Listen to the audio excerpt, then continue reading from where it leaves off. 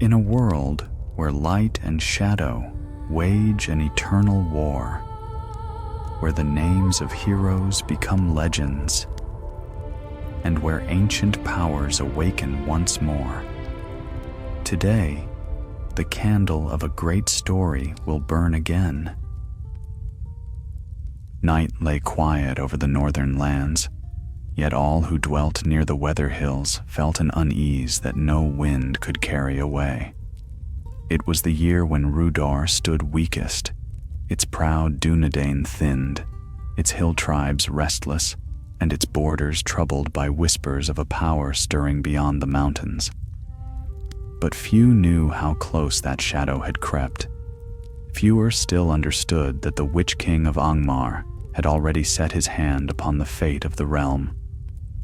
Eredon, a young ranger sworn to the watch over the north, knelt beside the ruins of an old signal post on the eastern slope of Amansul. The moon cast pale light over the stones, and his keen eyes caught marks on the ground that did not belong. Heavy boots, far too many for the quiet frontier, and the sharper imprints of iron-shod feet. Hillmen, armed and marching in numbers he had never seen. He rose quickly, cloak brushing the grass, and listened. The night should have held only the soft rustle of wind and heather, yet he sensed something else, a tension in the air. "Not raiders," he murmured, "an army." For months the hillmen of Rhudaur had grown bold.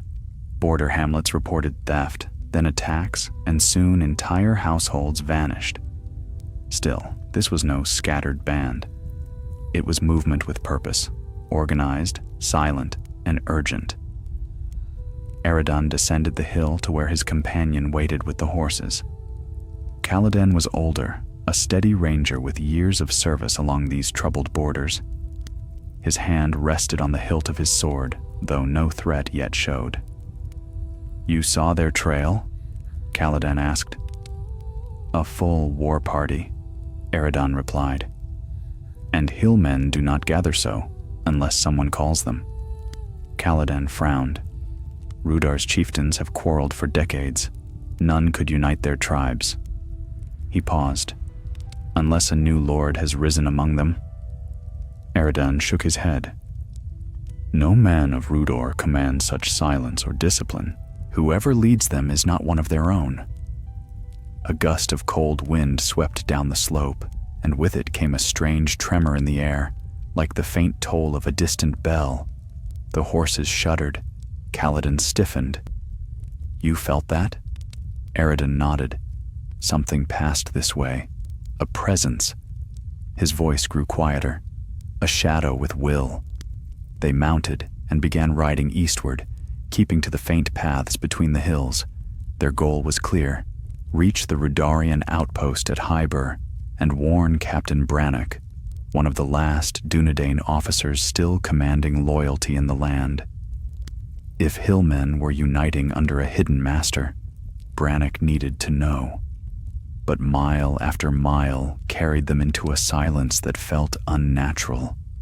No torchlight from farms, no watchfires from hill forts, not even the bark of a dog, only darkness. At last they reached the ridge overlooking Rhudaur and stopped.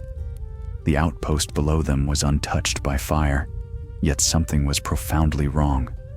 The gates stood open, the walls unmanned, the banners hung still as frozen cloth, a place abandoned, but not in haste.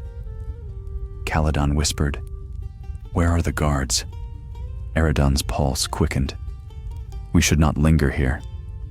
They descended cautiously, leading their horses on foot. When they reached the gate, Eredon stepped inside and felt the cold again, stronger now, like a breath upon the back of his neck. Then he saw them. In the courtyard lay a dozen men, fallen where they had stood. No wounds upon them, no blood, only expressions of terror etched across their faces, as if they had glimpsed something that broke their courage in an instant. Their hands clutched at their chests. Their eyes stared wide. Kaladin knelt by one, touching his neck. No mark, he muttered. No blade.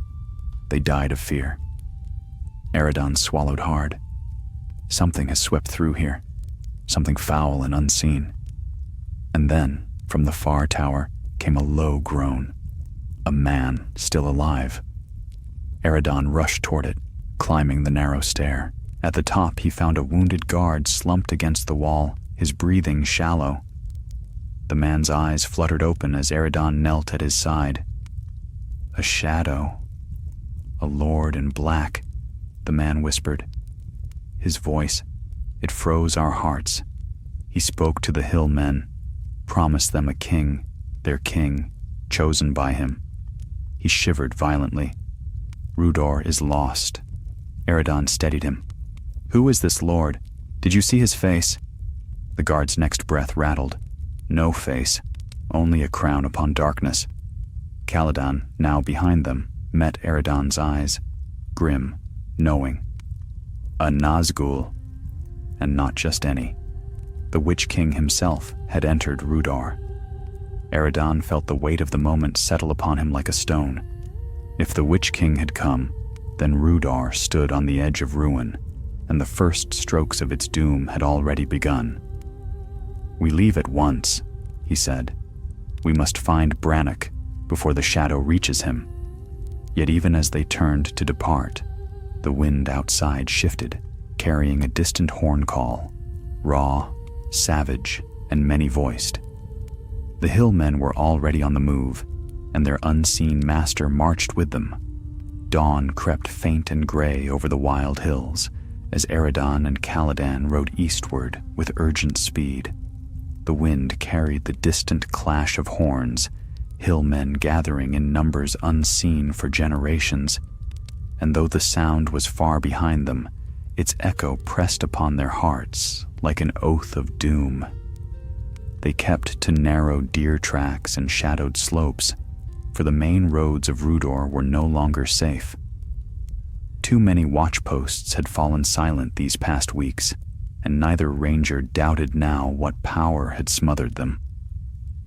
By midday, they reached the pine-clad heights overlooking the River Nornan, where Captain Brannock maintained a small Dunedain garrison at a fortified hall. Smoke rose from the hearth towers, a welcome sign of life after the lifeless stillness of Hybur. Yet even at a distance, Eredon sensed a strangeness. Guards moved along the palisade, but their steps lacked the easy confidence he remembered. These were men who had felt the tremors of something far darker than border raids. As the rangers approached, a horn sounded, and the gate opened to reveal Brannock himself. Broad-shouldered, stern of face, and gray-eyed like the kings of old, he greeted them with relief. "By the stars, you return at last," he said. "Two of my scouts found the roads choked with hillmen mustering near the upland barrows. What news from Amonsul?" Eredon wasted no breath. "Hybur has fallen. Every guard lies dead without a wound. A presence slew them, a Wraith Lord, one of the 9. Brannock's face grew hard, but not disbelieving. "Then the rumors are true. Angmar stirs with purpose." Caladan stepped forward. "The Witch King himself commands the hillmen. He gathers tribes long divided. They march as one." Brannock led them inside the hall, where maps and ledgers lay strewn across a long oaken table. The flickering hearth cast shifting shadows over the walls, and each man present felt the weight of the tidings. At last, Brannock spoke. "If the Witch King commands them, then Rhudaur stands upon the brink. The council of nobles is broken by feuds. Too many hill chiefs whisper promises of power, and our own Dunedain houses are few. Some are already hunted." Eredon looked at the captain. "We came to warn you, but also to aid you. What threat presses closest?" Brannock pointed to a mark on the map, the fort of Carnarthon, seat of one of the last loyal families. "This night," he said, "I ride to escort Lord Berethil and his kin here. They are outnumbered and besieged by hillmen drawn up under a new war leader. one who carries the Witch King's favor. If Carnarthon falls, Rhudaur's last hope of unity dies with it. Eredon nodded. Then we ride with you. But before plans could be set in order, a horn sounded outside, sharp, urgent, too close for comfort. Brannock strode to the gate as the rangers followed. A lone rider approached, swaying in the saddle, his cloak torn and spattered with mud. He reached the gate before collapsing into the arms of the guards. When he lifted his head, his voice trembled. Carnarthon is breached. The hillmen entered at dusk. Lord Barethil still lives, but they storm the inner yard. Their leader, he bears no shield, no helm, only a black mantle, and his voice. Stars preserve us. His voice froze my limbs. Eredon felt the memory of Hyber's lifeless faces return with bitter clarity. The Witch King has moved faster than we knew. Brannock's jaw tightened.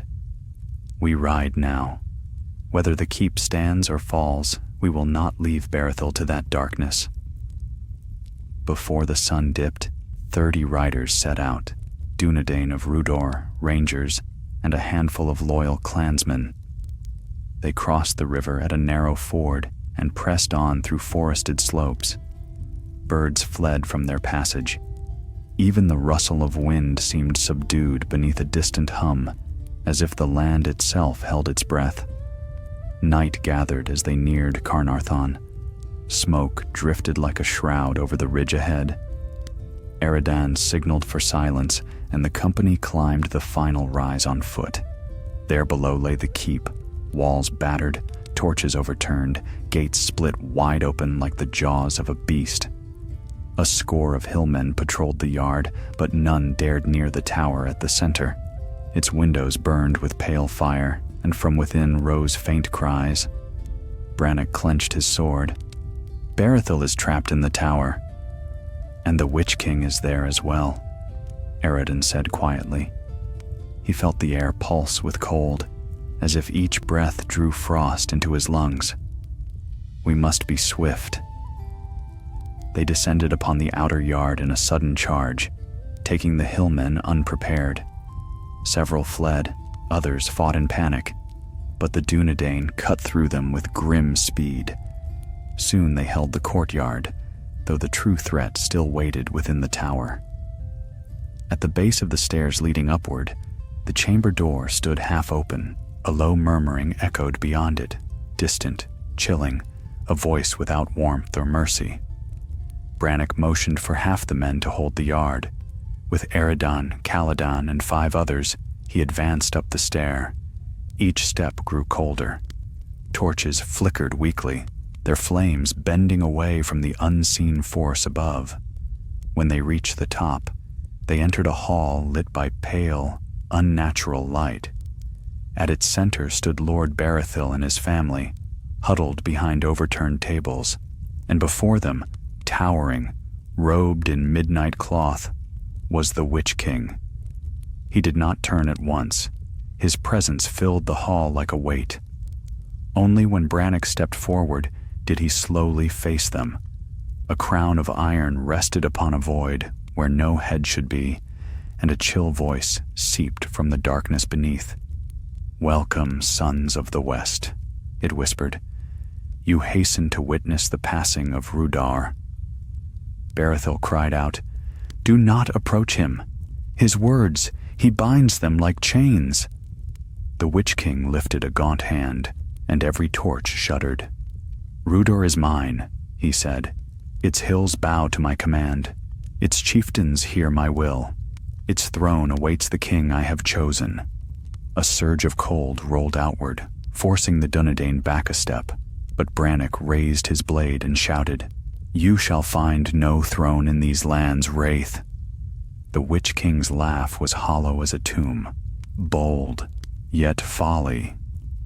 Then he advanced. What followed was swift and fearful. A shadow swept across the hall, extinguishing light. Swords swung but struck only air, their edges turning numb with frost.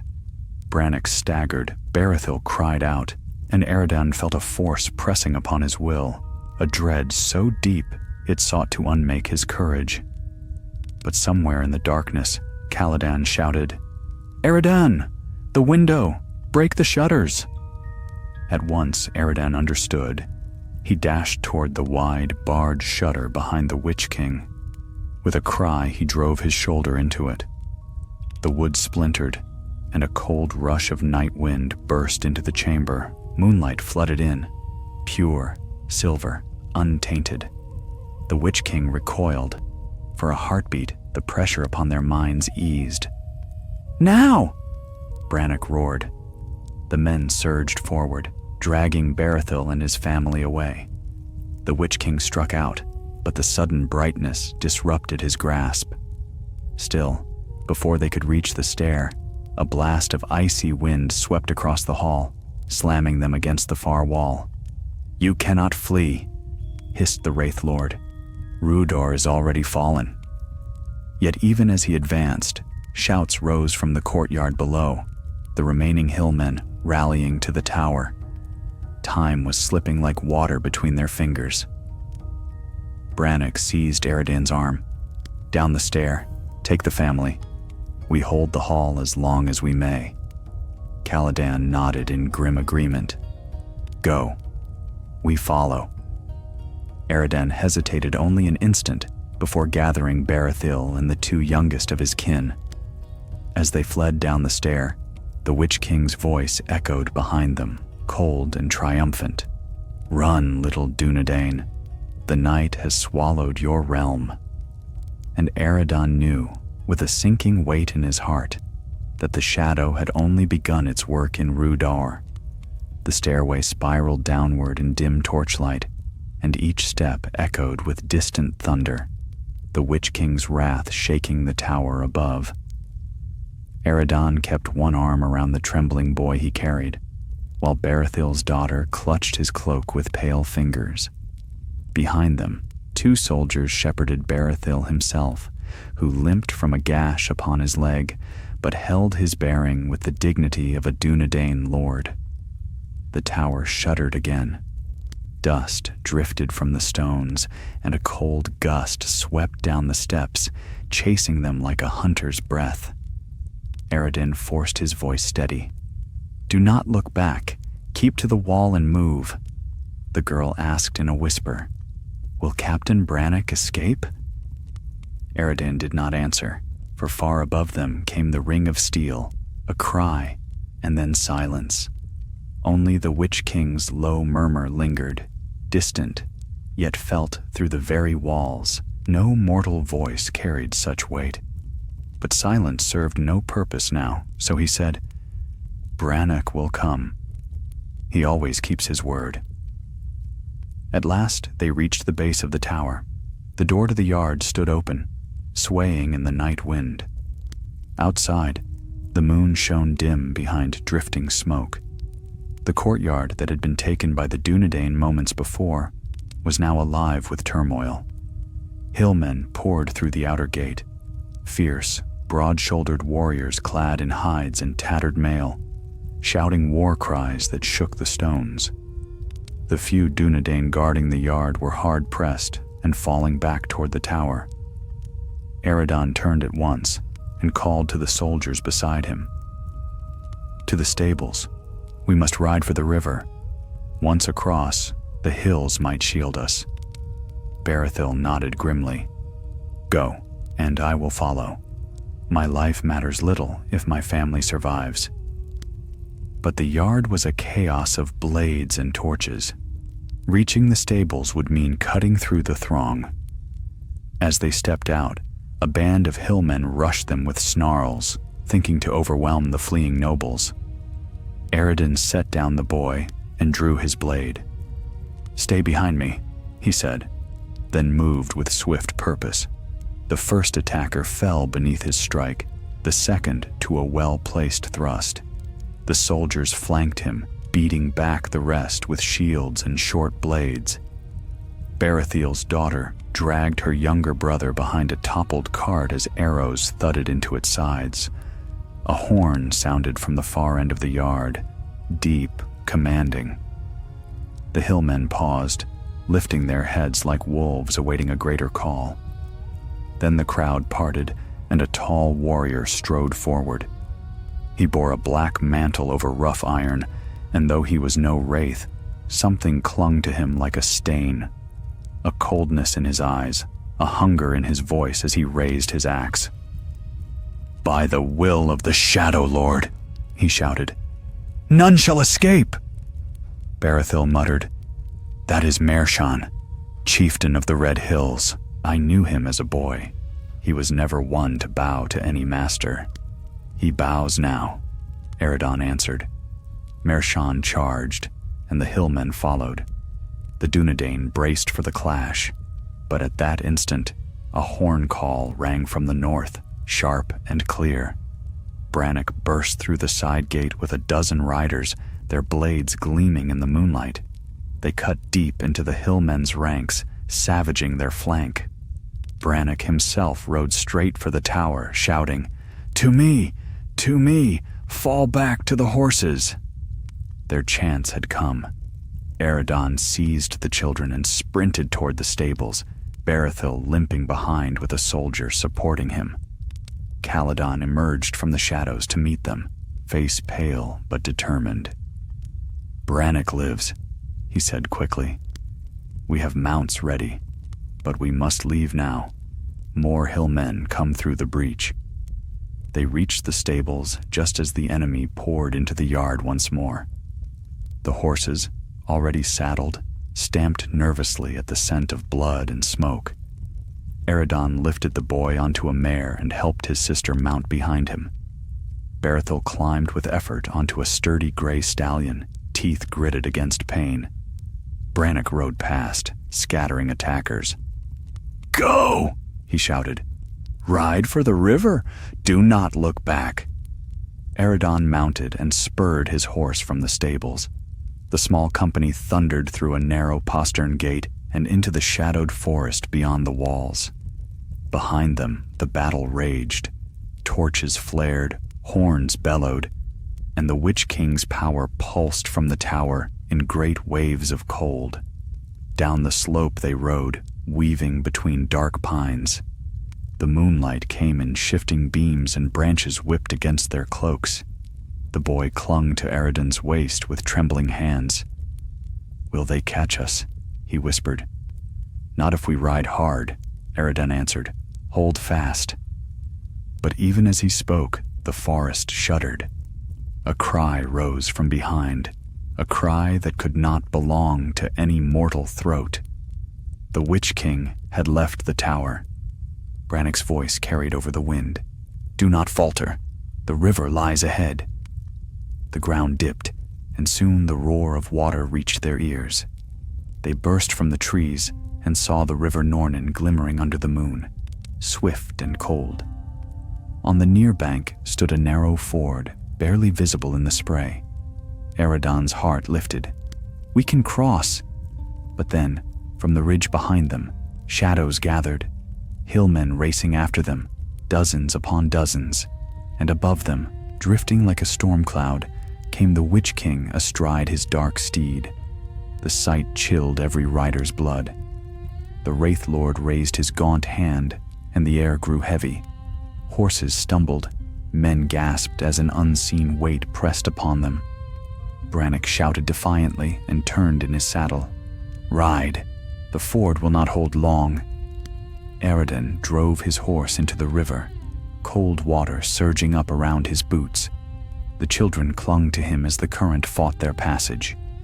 Behind them, Kaladin helped Berethil into the shallows, while Brannock and the rear guard held the riverbank against the pursuing foe. Hillmen reached the water's edge, hurling spears. One struck a rider ahead, who toppled into the current. Eredon steered his mount around the flailing man, trying to keep the children's eyes from the scene. The Witch King halted at the bank, his steed pacing the shore. He did not cross, not yet. Instead, he raised his hand, and a deep, cold hum filled the air, rippling across the water. The current itself seemed to twist under his will. Brannock was the last to enter the ford. He turned once more, meeting the Witch King's unseen gaze. "You will not claim them," he said. The Witch King answered with a whisper that carried even over the roar of the river. "I will claim all." Then he lifted his blade and pointed toward the fleeing riders. At once, the hillmen roared and forced themselves into the water, desperate to reach their prey. Eredin felt the riverbed rise beneath his horse's hooves. The far shore was close now, just a dozen lengths. He urged the mare on, heart pounding. The children held tighter. One last surge, one last breath. The mare leapt from the shallows and onto the far bank. Kaladin followed, then Berethil, then the last of the soldiers. Arrows clattered against the rocks, but the hillmen did not dare cross deeper without their master's command. For a moment, all seemed still. Then Brannock reached the midpoint of the ford, and the Witch King struck. A cry split the night, and a wave of shadow rolled across the river. Brannock's horse reared, throwing its rider into the water. Eredin shouted and leapt from his saddle to go after him, but Caladan seized his arm. "No, he is lost. You cannot reach him." Eredin looked back, Brannock struggling against the icy current, hillmen closing around him like wolves. The Witch King's voice rose. "Rhudaur falls tonight." They could do nothing. The river bore Brannock away, and the enemy swarmed the banks. The company fled into the trees of the western shore, grief heavy upon them. Only when the forest swallowed them did Eredin dare look back. On the far bank, the Witch King watched them vanish, motionless as a carved shadow. And Eredin knew then that the fall of Carnarthon was but the first chapter in Rhudaur's doom. Through the dark pines of western Rhudaur, the small company fled, the sound of the river fading behind them like the memory of a terrible dream. The moon gave little light now, for clouds crept across the sky, drawn as if by the Witch King's very presence. Branches snagged cloaks and scratched at faces, but none dared slow their pace. The forest ahead was their only refuge before the long road toward Arthedain's safer borders. Eredin rode at the front again, with the children clinging behind him. Though his horse breathed hard, its steps remained sure. The boy's voice quivered in his ear. Is Captain Brannock truly gone?" Eredin felt his throat tighten. He saw again Brannock's last struggle, the river swallowing him, the hillmen pressing close with bloodlust. But this was not the time for sorrow. "He died that you might live," Eredin said softly. "Such is the courage of the Dunedain." The boy nodded, though tears streaked his smoke-stained cheeks. Kaladin urged his mount alongside. He leaned to speak low so the children would not hear. "We cannot continue long in these woods. Merchan's warriors know every hidden path, and the Witch King, he will sense which way we flee." Eredin's jaw tightened. "We must reach the road to Lastbridge. Once there, we can turn south into Arthedain's borders." "And if the Witch King rides ahead of us?" Kaladin asked. "Then we pray he is occupied with securing Carnarthon," Eredin answered, though he did not fully believe it. They pressed on for hours, stopping only briefly to let their mounts drink from a cold stream.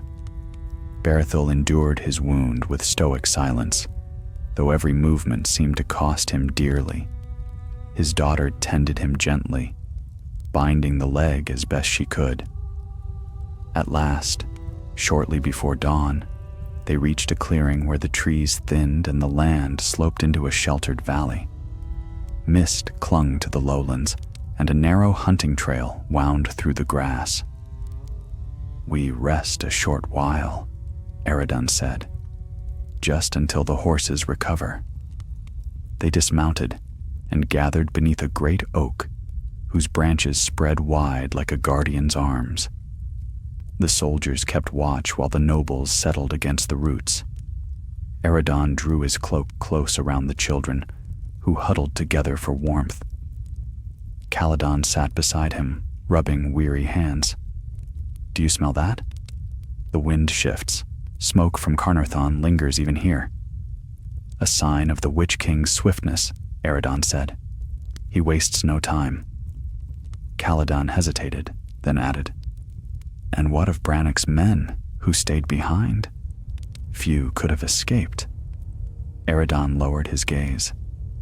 "Their courage held the hill men at bay long enough for us to flee. Their sacrifice will be remembered." For a moment, silence lay over them. Only the faint rustle of leaves and the distant cry of a nightbird broke the stillness. Then one of the soldiers approached. "Captain Eredon, there is movement in the trees ahead." Eredon rose at once. "Hillmen?" "I saw no firelight, no torches," the soldier replied, "but shadows move. Many shadows." The company tensed. Caladan reached for his bow, but Eredon lifted a hand. "Hold, let us see." From the mist-laden trail emerged several figures, cloaked, silent, moving with the deliberate grace of rangers. At their head walked a tall man with hair dark as raven's wings and eyes sharp with vigilance. When he stepped forward, Caladan let out a breath of relief. "Eredon! By the stars! I thought you were far to the west!" Eredon clasped Eredon's forearm with fierce urgency. "We were patrolling near the Weather Hills when we saw the smoke rising from the east. Then word reached us of hillmen marching in great numbers." His gaze darkened. "What has happened? The land itself trembles." Eredon wasted no time. "Carnarthon has fallen. The Witch King led the attack. Brannock gave his life to save these few."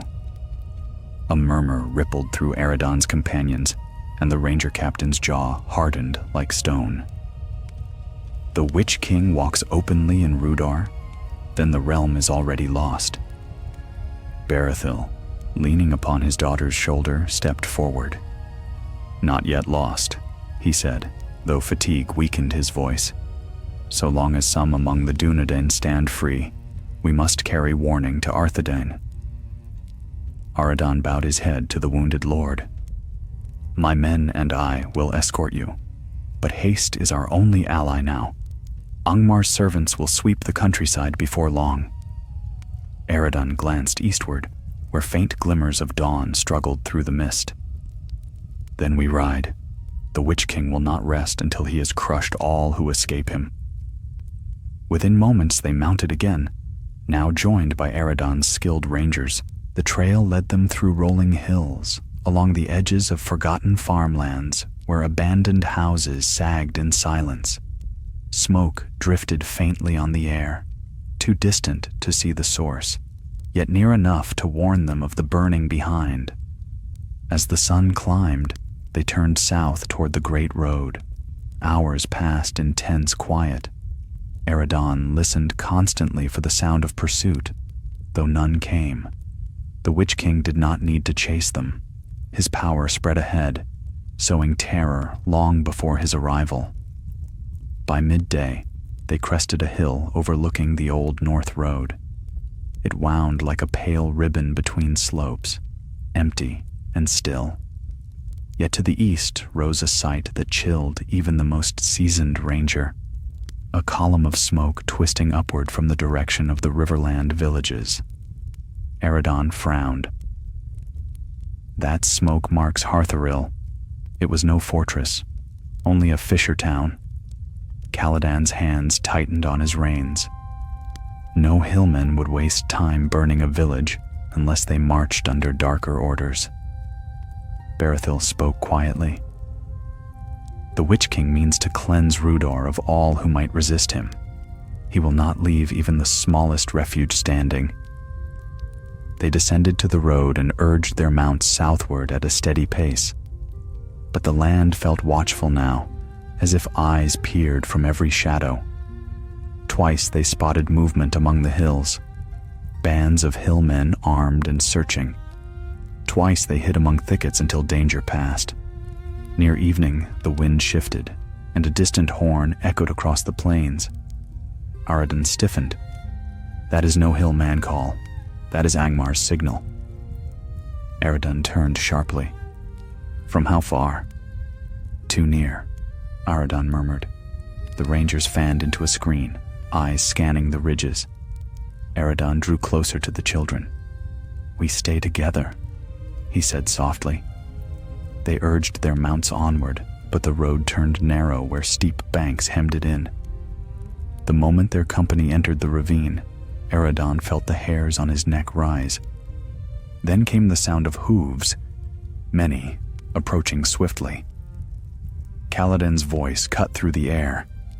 "Riders! From behind!" Shadows galloped into view.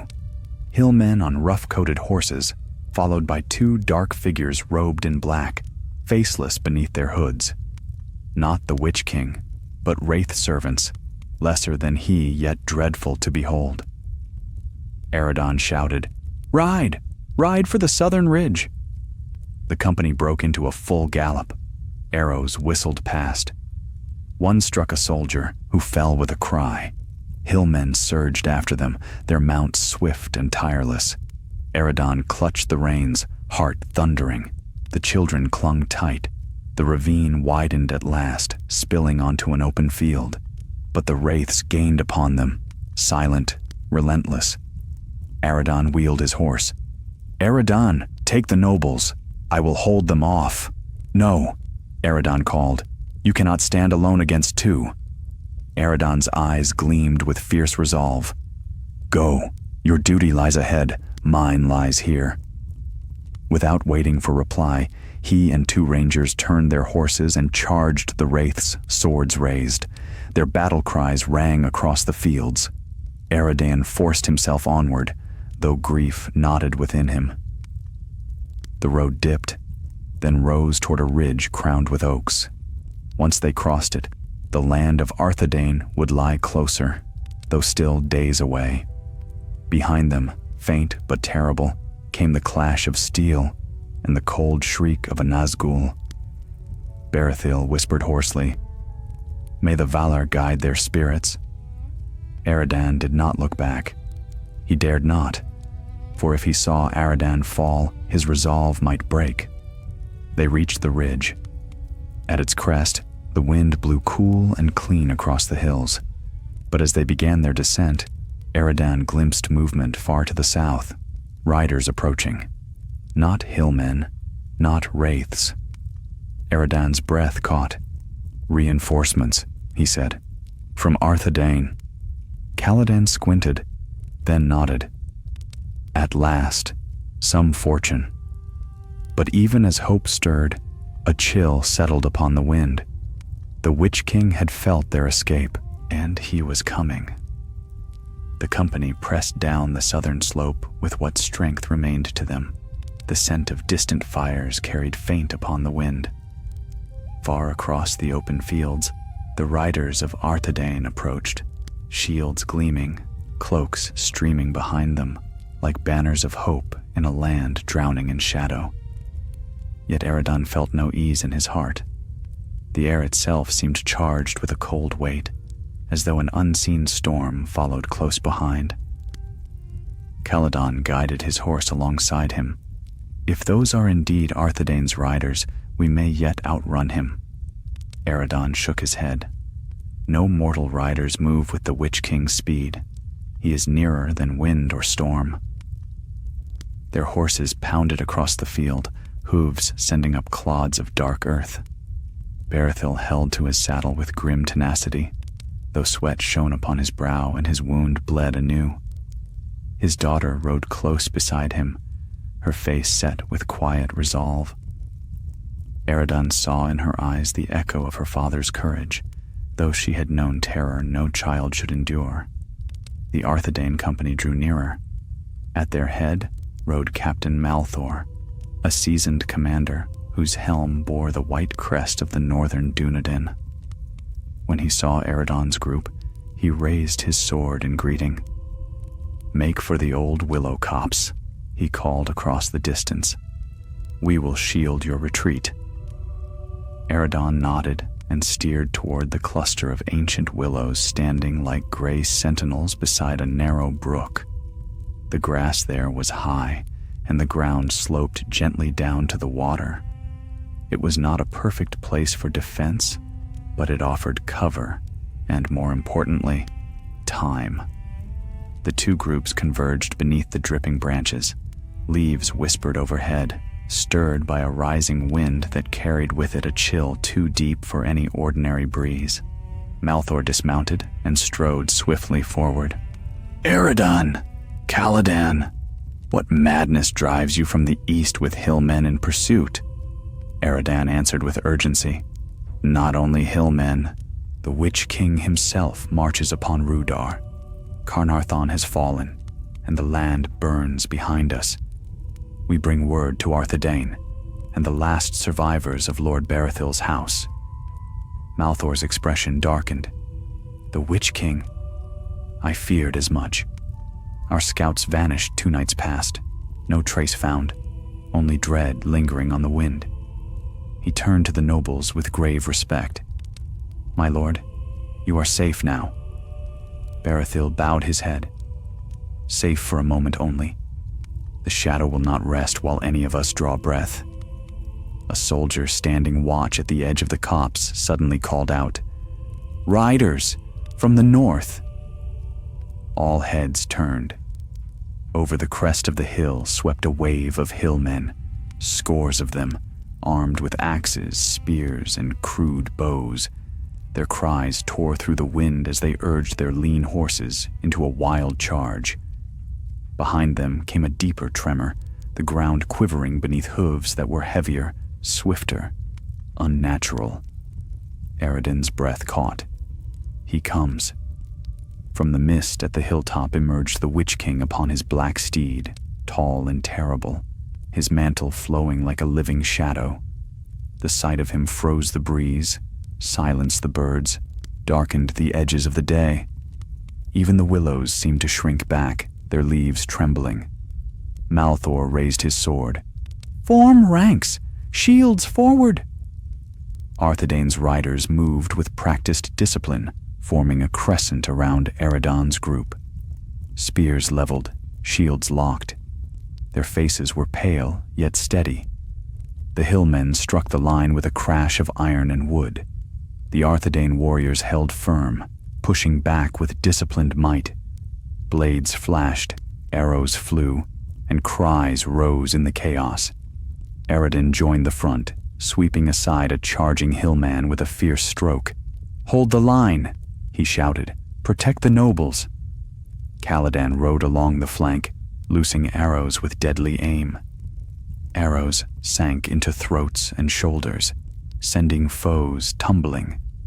Yet for every enemy slain, 3 more pressed forward. Then the Witch King advanced. He did not gallop. He glided, his steed silent as nightfall. The very air bent around him, warping with dread. The nearest horses reared and fled, their riders spilling into the grass. Malthor planted himself before the Wraith Lord, lifting his shield. "In the name of the kings of the West," he called, voice shaking despite his courage, "you shall not pass." The Witch King raised a single black-gloved hand. Malthor screamed as he was flung aside like a broken branch. The front line buckled. Eredon felt the cold press into his bones. His mind reeled, filled with whispers not spoken aloud, voices of despair, of doom, the promise of utter ruin. Beside him, Berethil's daughter gasped, clutching her brother as fear washed over them like icy water.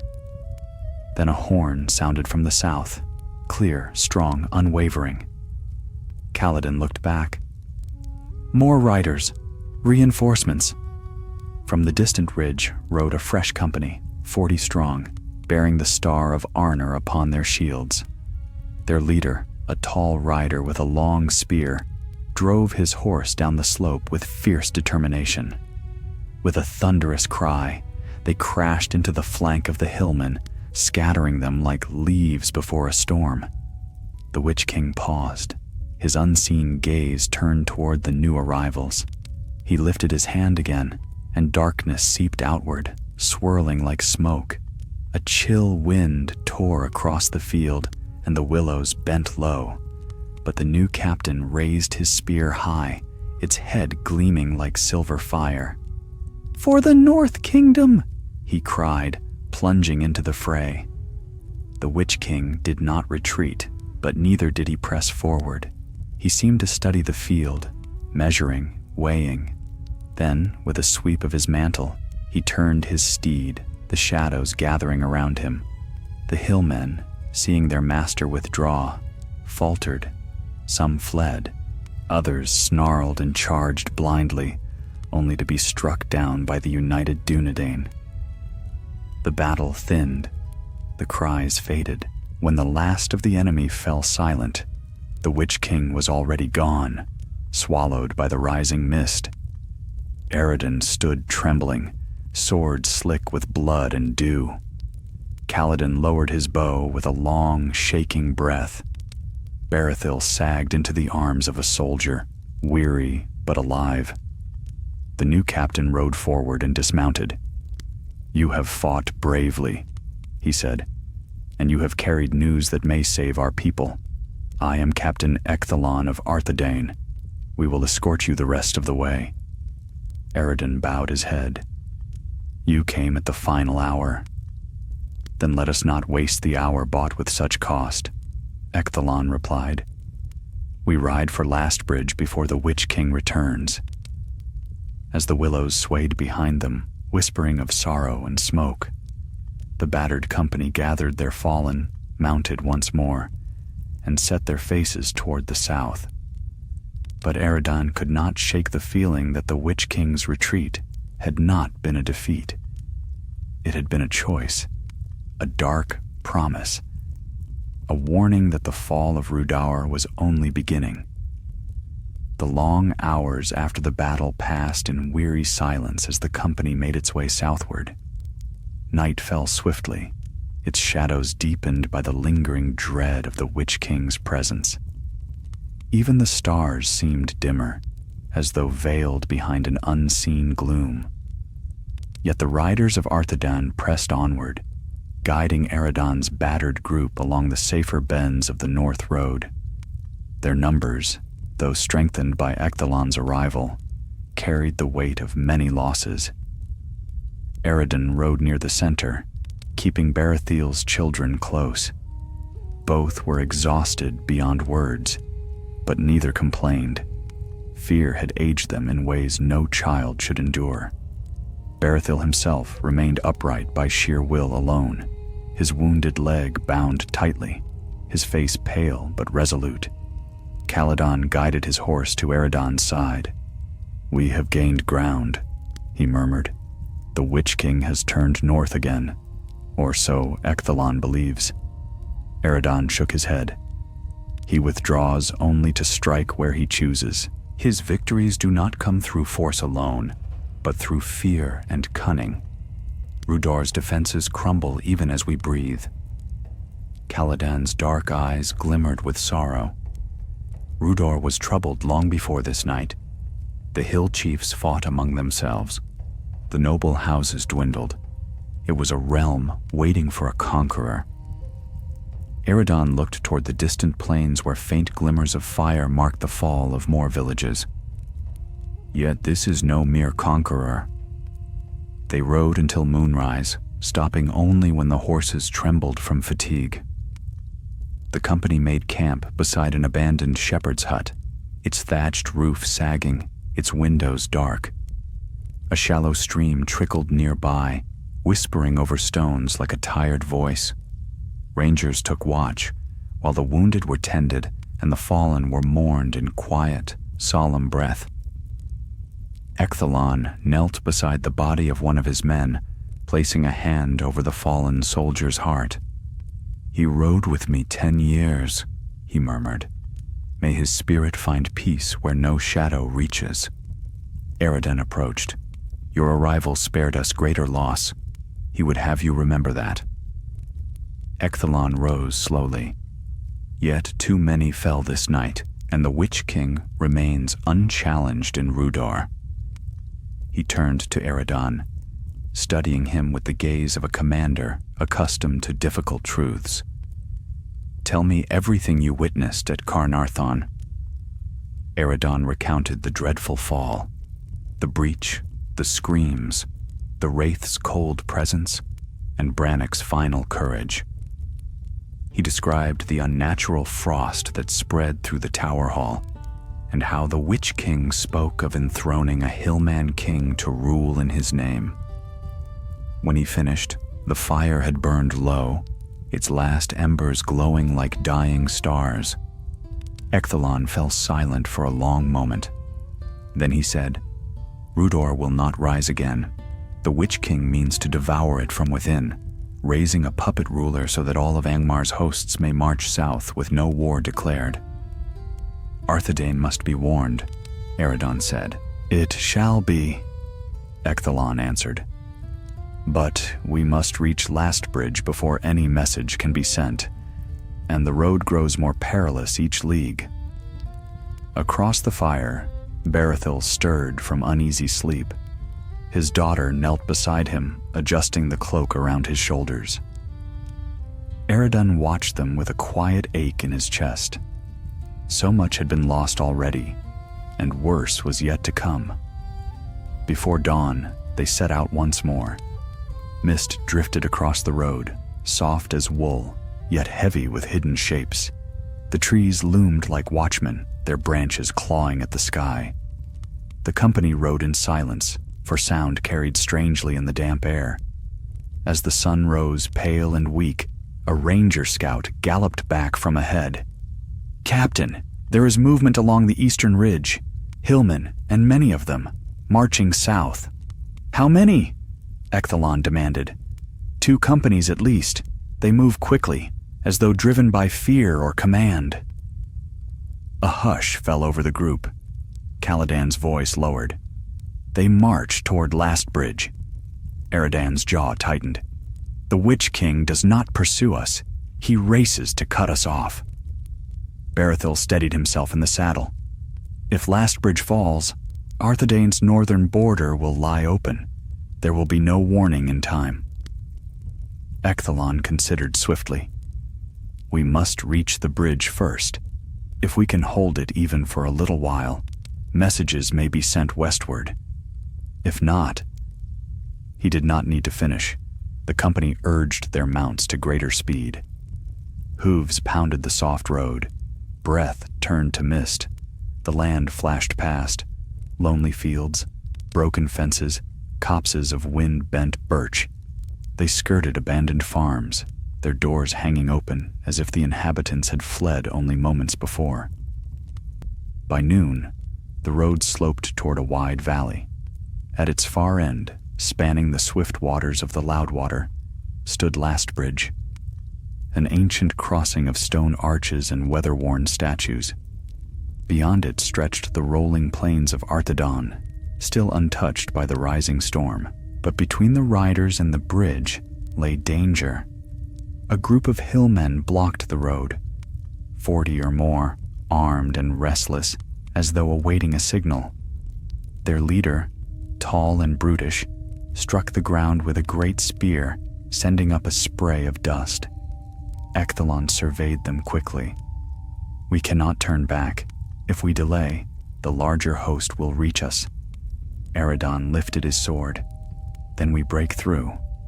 The Arthedain riders formed a wedge, with Ecthalon at the point.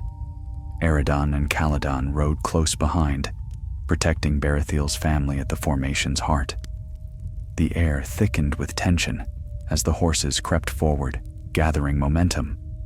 The hillmen roared and surged to meet them. The collision was fierce. Ecthalon's spear struck the first foe, casting him aside. Swords clashed, shields splintered, and dust rose in choking clouds. Eredon drove forward, clearing a path with swift, relentless blows. Caladan loosed arrows past him with deadly precision.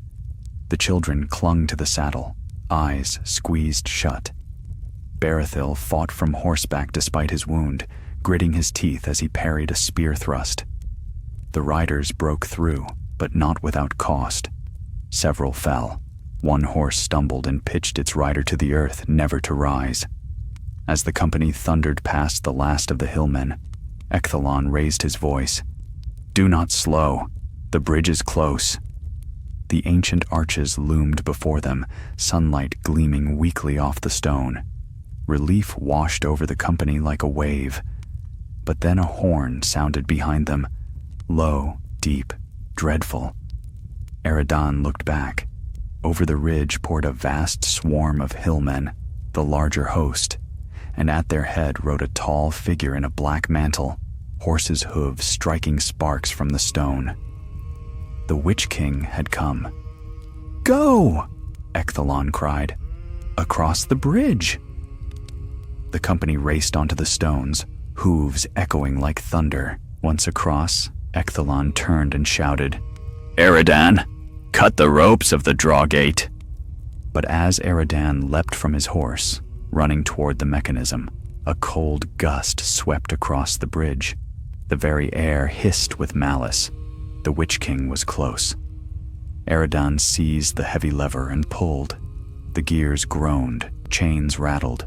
The drawgate began to descend, but too slowly. The Witch King halted at the far end of the bridge, his steed rearing. Shadows curled around him like smoke. He pointed his black blade at the company. A pulse of dread surged across the bridge. The lever slipped from Eridan's grasp. He staggered, gasping as his strength fled. The Witch King's voice rose, cold and triumphant. "You run from ruin, but ruin rides faster." Kaladin shouted through the wind, "Eridan, finish it!" With every ounce of will, Eridan grasped the lever once more. His arms trembled, his breath burned. The shadow pressed upon him like a mountain, yet he pulled. The drawgate groaned downward. The last chain snapped into place. With a crash that shook the valley, the gate sealed. The Witch King's steed reared in fury. Yet he did not cross the river. Instead, he watched, silent, cold, terrible. "We buy but moments," Ecthalon said. "But moments are enough." Eridan sank to one knee, lungs burning, but relief swept through him like warm rain. For the first time since fleeing Carnarthon, he dared breathe. But deep within, he knew this was no victory. The Witch King had let them go, because the doom of Rhudaur was already sealed. The days that followed their escape over Last Bridge passed like the uneasy breaths before a storm. Though the Witch King did not cross the loud water, no one believed they had escaped his designs. Shadows lingered in the eastern sky, hinting at the slow, merciless tightening of Angmar's grip upon Rhudaur. Ecthalon led the company westward toward Fornost, riding with swift efficiency, sending scouts ahead and behind as they traveled. But the dread of the Witch King rode with them, unseen yet palpable, like a weight that pressed upon every heart. Eridan rode near Berethil's children, keeping watch over them as a shepherd guards the last surviving lambs of a sundered flock. The road wound through rolling hills dotted with lone oaks and wind-worn stones. Crickets chirped at dusk, and small streams gurgled at their passing, yet peace never settled over the riders.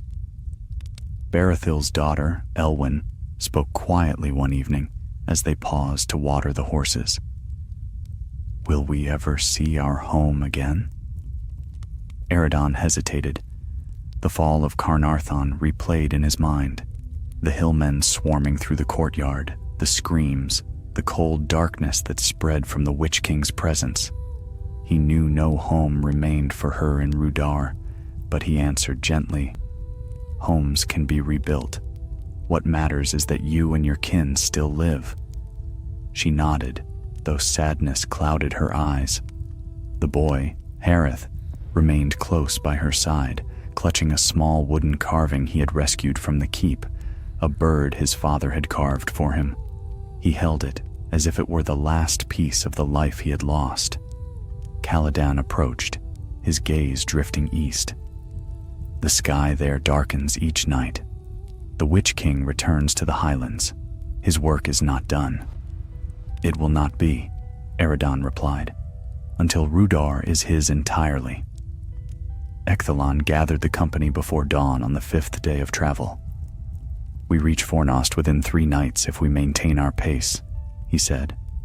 But we must expect danger on every road. Angmar has long arms. The truth of those words was proven before noon. A scout returned at full gallop, breathless and pale. Captain, smoke rises near the western ridge. A village burns, and riders, hillmen, are sweeping the fields. Here, Ecthalon's voice hardened. That close to the border? Yes, my captain. They cross the Loudwater by secret fords. They raid and vanish before we can track them. Berethil closed his eyes. The Witch King spreads chaos to mask his conquest. We cannot aid every village, Ecthalon said bitterly.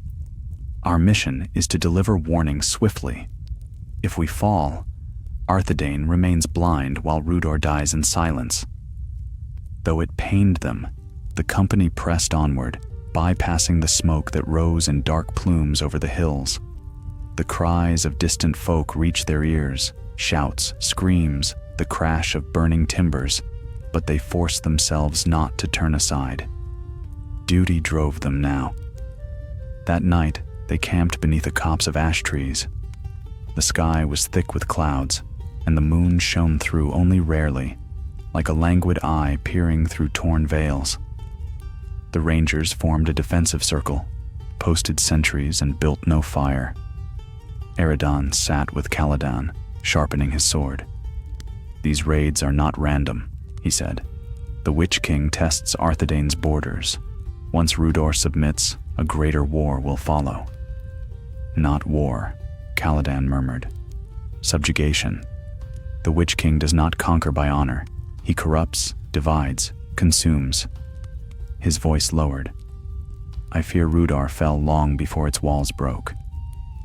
Eredon glanced at Elwyn and Hareth, sleeping near their father. Those children deserve more than ashes. Caladan nodded. Then we must carry news to Fornost before all Northlands are lost. But even as hope flickered within them, the night deepened. A faint tremor passed through the ground. The ashes overhead quivered slightly, their leaves whispering though no wind stirred. Eredon stiffened. Did you feel that? Caladan rose silently. A presence. Before he could finish, a ranger burst into the clearing. Captain, movement east of the camp. Ecthalon was instantly on his feet. Form the line. Protect the nobles. The rangers leapt to their positions, drawing bows and swords. Eredon rushed to wake the children, guiding them behind a fallen tree. Berethil struggled upright, clutching his blade despite his injury. From the darkness came the soft thud of hooves. Slow, deliberate, too controlled to belong to any hillman. Then shadows parted, and a lone rider emerged between the trees. He wore armor bearing the markings of Rhudaur's hill tribes, but his form slumped unnaturally in the saddle. His head hung at a strange angle. His horse walked stiffly, its breath silent, its eyes pale and lifeless. Eredon whispered, "A corpse." The rider stopped at the edge of the camp, as if awaiting command. Then, with a sickening jerk, its head rose. Eyes gazed upon them, eyes empty of life, yet burning with cold malice. Caladan hissed, "He has sent his thralls."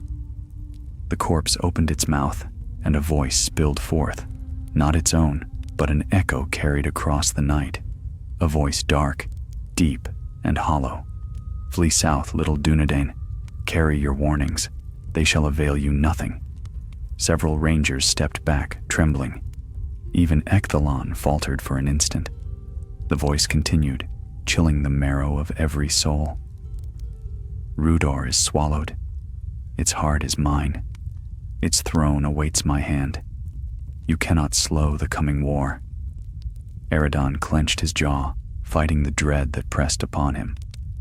"We will not be hunted like animals," he said aloud. "Not by you, nor by any shadow you send." The corpse tilted its head, as if listening. Then it said, "You cannot outrun me." The lifeless rider collapsed, its horse crumbling like dry leaves.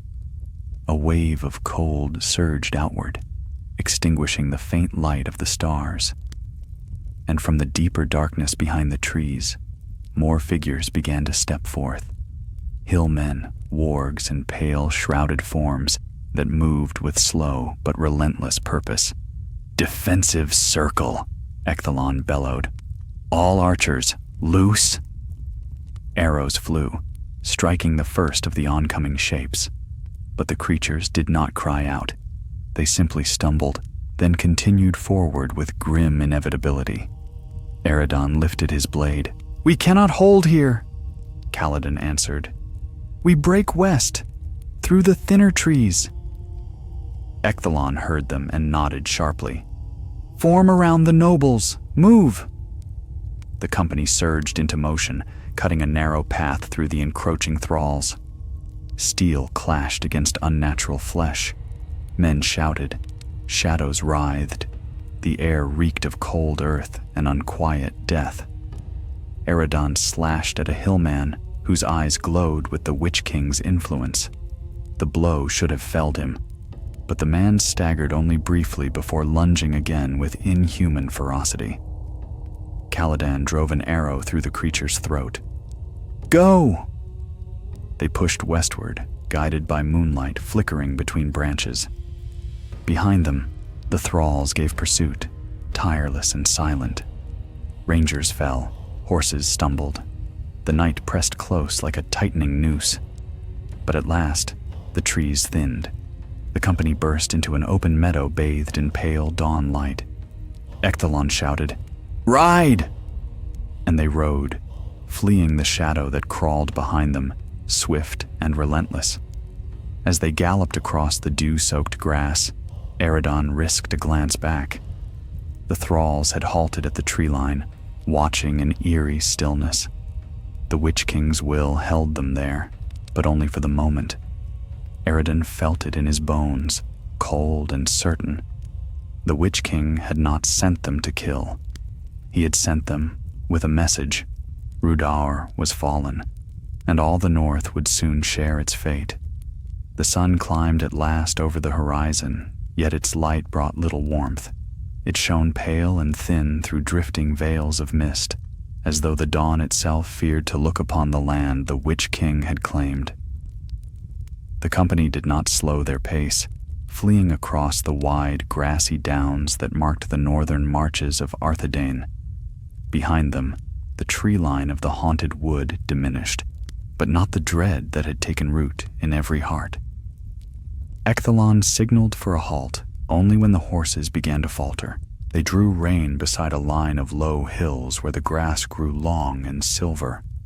A small spring bubbled from a cleft of stone, offering a brief respite. The rangers spread out, forming a wary perimeter as Ecthalon gathered Eredon and Kaladin at his side. "We cannot outrun this threat forever," Ecthalon said, voice low. "Not if the Witch King's thralls move by night and hillmen by day, and not if every village along the border burns before we reach Fornost." Kaladin wiped dust from his brow. "He will not pursue us with his full host. Not yet. He aims to spread fear, not wage open war. That is his way." Ecthalon nodded grimly.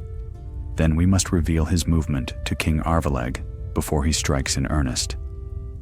Eredon glanced toward the children, who knelt beside the spring.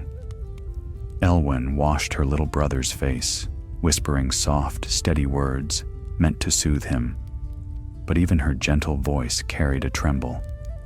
"He means to break the North Kingdom piece by piece," Eredon murmured. "Rhudaur was the first to fall. Cardolan may be next." "And Arthedain after," Kaladin added, "unless Fornost stands ready." Ecthalon placed a hand upon Eredon's shoulder. "We ride again before the hour wanes. If we can reach the tower at Norhallow by nightfall, we may find shelter behind its stone." They pressed on once more, though the horses showed every sign of exhaustion. The land sloped downward into lightly wooded fields where the wind carried the scent of heather and distant rain. Yet the peace was a lie, fragile and thin. Shortly past midday, the company reached a set of ancient stones, weathered pillars marking an old Dunedain boundary. Once they had been tall and proud, carved with runes of protection. Now their surfaces were cracked, their markings worn away by years of neglect and the creeping influence of shadow. Hareth tugged at Eredon's cloak. "What are these stones?" "An old border," Eredon answered. "They once marked where Rhudaur's land ended, and Arthedain's began." "Why are they broken?" Before Eredon could reply, Elwyn answered softly. "Because no one guarded them." Her words hung heavy in the air. They passed through the stones and continued southward. Clouds gathered overhead, darkening as the wind shifted from the east. The sky grew bruised and heavy, and distant thunder muttered like a restless beast. "Storm coming," Kaladin said. "We may not reach Norhallow before nightfall." "We ride until the horses fail," Ecthalon replied. But the storm was not the only danger. A sudden cry came from the front scout. "Riders! Westward!" All eyes turned. From beyond a series of low ridges, a band of mounted hillmen surged into view, weapons raised, their faces painted with white streaks, the mark of the Witch King's oath-bound tribes. They rode with wild determination, as though driven by a single command, to seize the fleeing nobles at any cost. Ecthalon's shout rang across the field. "Form up! Protect Lord Berethil!" The Rangers drew into a wedge formation, shields outward, spears angled. Eredon pulled Elwyn and Hareth behind him, gripping the reins tightly as the horses stamped in fear. The hillmen charged downhill, howling. The clash was brutal. Spears struck shields. Horses collided. Rangers were thrown from their saddles. Eredon blocked a wild axe swing, the impact numbing his arm, then countered with a swift strike. Caladan loosed arrows with deadly precision, felling riders before they reached the line. But more came. The hillmen pressed hard, seeking to isolate the nobles. A burly warrior with braided beard and scarred cheeks broke through the line, swinging a hooked blade. Eredon wheeled his horse to intercept, parrying one heavy blow after another. Sparks flew as steel met steel. The warrior snarled and forced Eredon back, each strike heavier than the last. Suddenly the man lunged, hooking the blade around Eredon's shield and wrenching him from the saddle.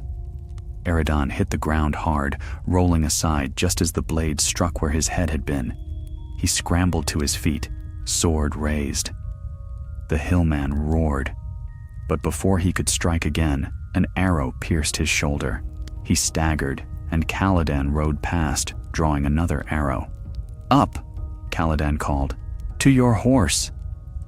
Eredon mounted swiftly, but the hillmen were regrouping for another charge. Ecthalon shouted, "We cannot hold here! Break south!" The Rangers pulled into a defensive retreat, guiding the nobles away from the ridge. Eredon rode beside them, scanning the battlefield. His heart clenched. Several Rangers lay fallen. Among them was young Dorthan, barely of age. Elwyn saw him too. Tears welled in her eyes, but she held her brother close and said nothing. They fled southward, climbing another rise. The wind howled now, carrying the promise of rain and something else. A cold whisper, faint yet unmistakable. Caladan's face blanched. "Do you hear it? He knows where we are." Ecthalon looked north, eyes narrowing. "We cannot outrun him if he rides." Eredon felt the dread grow, spreading like frost beneath the skin. "Then we must vanish. Find cover. The thralls cannot scent." Ecthalon pointed toward the valley ahead. There, Norhallow Hill. If we reach the tower ruins, we may hide within its cellars. Lightning split the sky as they rode, thunder shaking the earth. The air thickened with the metallic taste of storm. Rain began to fall, cold, stinging, driven by brutal gusts. The ruins of Norhallow Tower rose before them at last, its broken crown silhouetted against the storm. Once a proud watchtower of Arthedain, it had fallen generations ago and been abandoned to moss and memory. The stone stair curled upward into shattered arches, and a collapsed passage yawned like a dark mouth at its base. "Inside," Ecthalon ordered. "Quickly!" The company dismounted and hurried into the ruin. The storm howled overhead, drowning their footsteps. The lower chambers were dark but dry, shielded by slabs of fallen stone. As they gathered within, Caladan lowered his voice. "The Witch King will sense we fled here." "Perhaps," Eredon said, "but the storm clouds his sight, and this tower lies within Arthedain's domain. His reach may falter here." Yet even as he said it, he felt a chill breeze slip into the chamber, a breeze that had no place within stone walls. Elwyn drew close to him. "Is he coming?" Eredon met her gaze with steady resolve. "If he comes, he will not find us unguarded." Outside, thunder rolled like the footsteps of giants.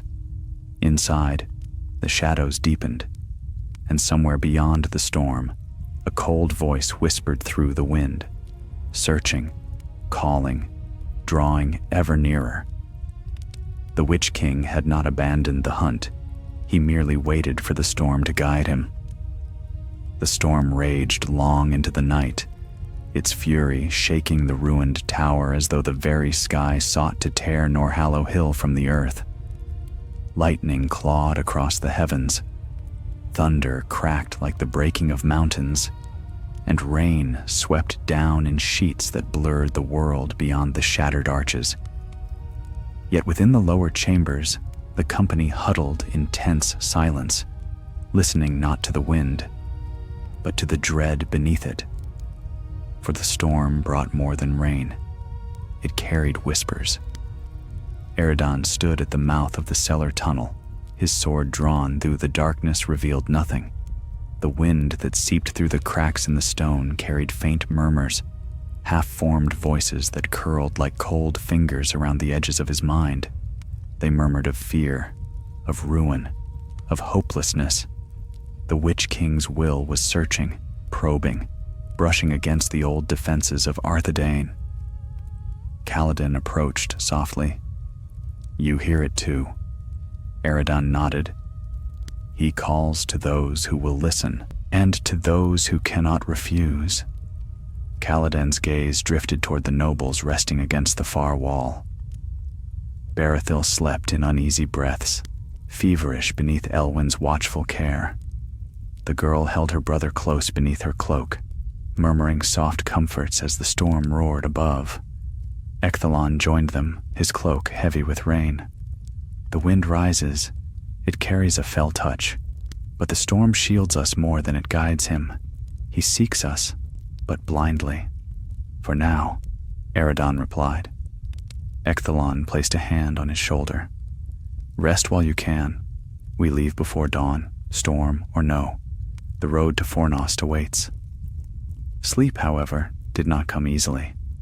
Eredon remained near the entrance, his back against the cold stone, listening to the storm's rage. Memories flooded him: the fall of Carnarthon, Brannock's last stand in the river, Aradon's battle cries, the horrid thralls in the forest. All were threads in the Witch King's design, each woven tightly around Rhudaur's ruin. At length, exhaustion claimed him, but his rest was brief. He woke with a jolt as silence fell, sudden, unnatural, complete. The storm had ceased. Rain no longer lashed the stones. Thunder no longer rolled. Only quiet remained. Eredon rose swiftly, gripping his sword. Caladan stirred. Ecthalon was already awake, hand on his blade. "What is it?" Caladan whispered. "Too still," Ecthalon murmured. "Storms do not end so swiftly." A faint sound drifted from somewhere deeper in the ruin. A slow scraping, like stone shifting against stone. Eridan stiffened. Something is inside. The rangers moved without sound, forming a protective arc before the nobles. Torches had been extinguished hours earlier, but a faint gray light seeped through cracks in the ceiling as dawn approached. Shadows wavered on the walls. Then came another sound, soft, deliberate footsteps upon ancient stone. Not many. One. Eridan exchanged a look with Ecthalon, who nodded grimly.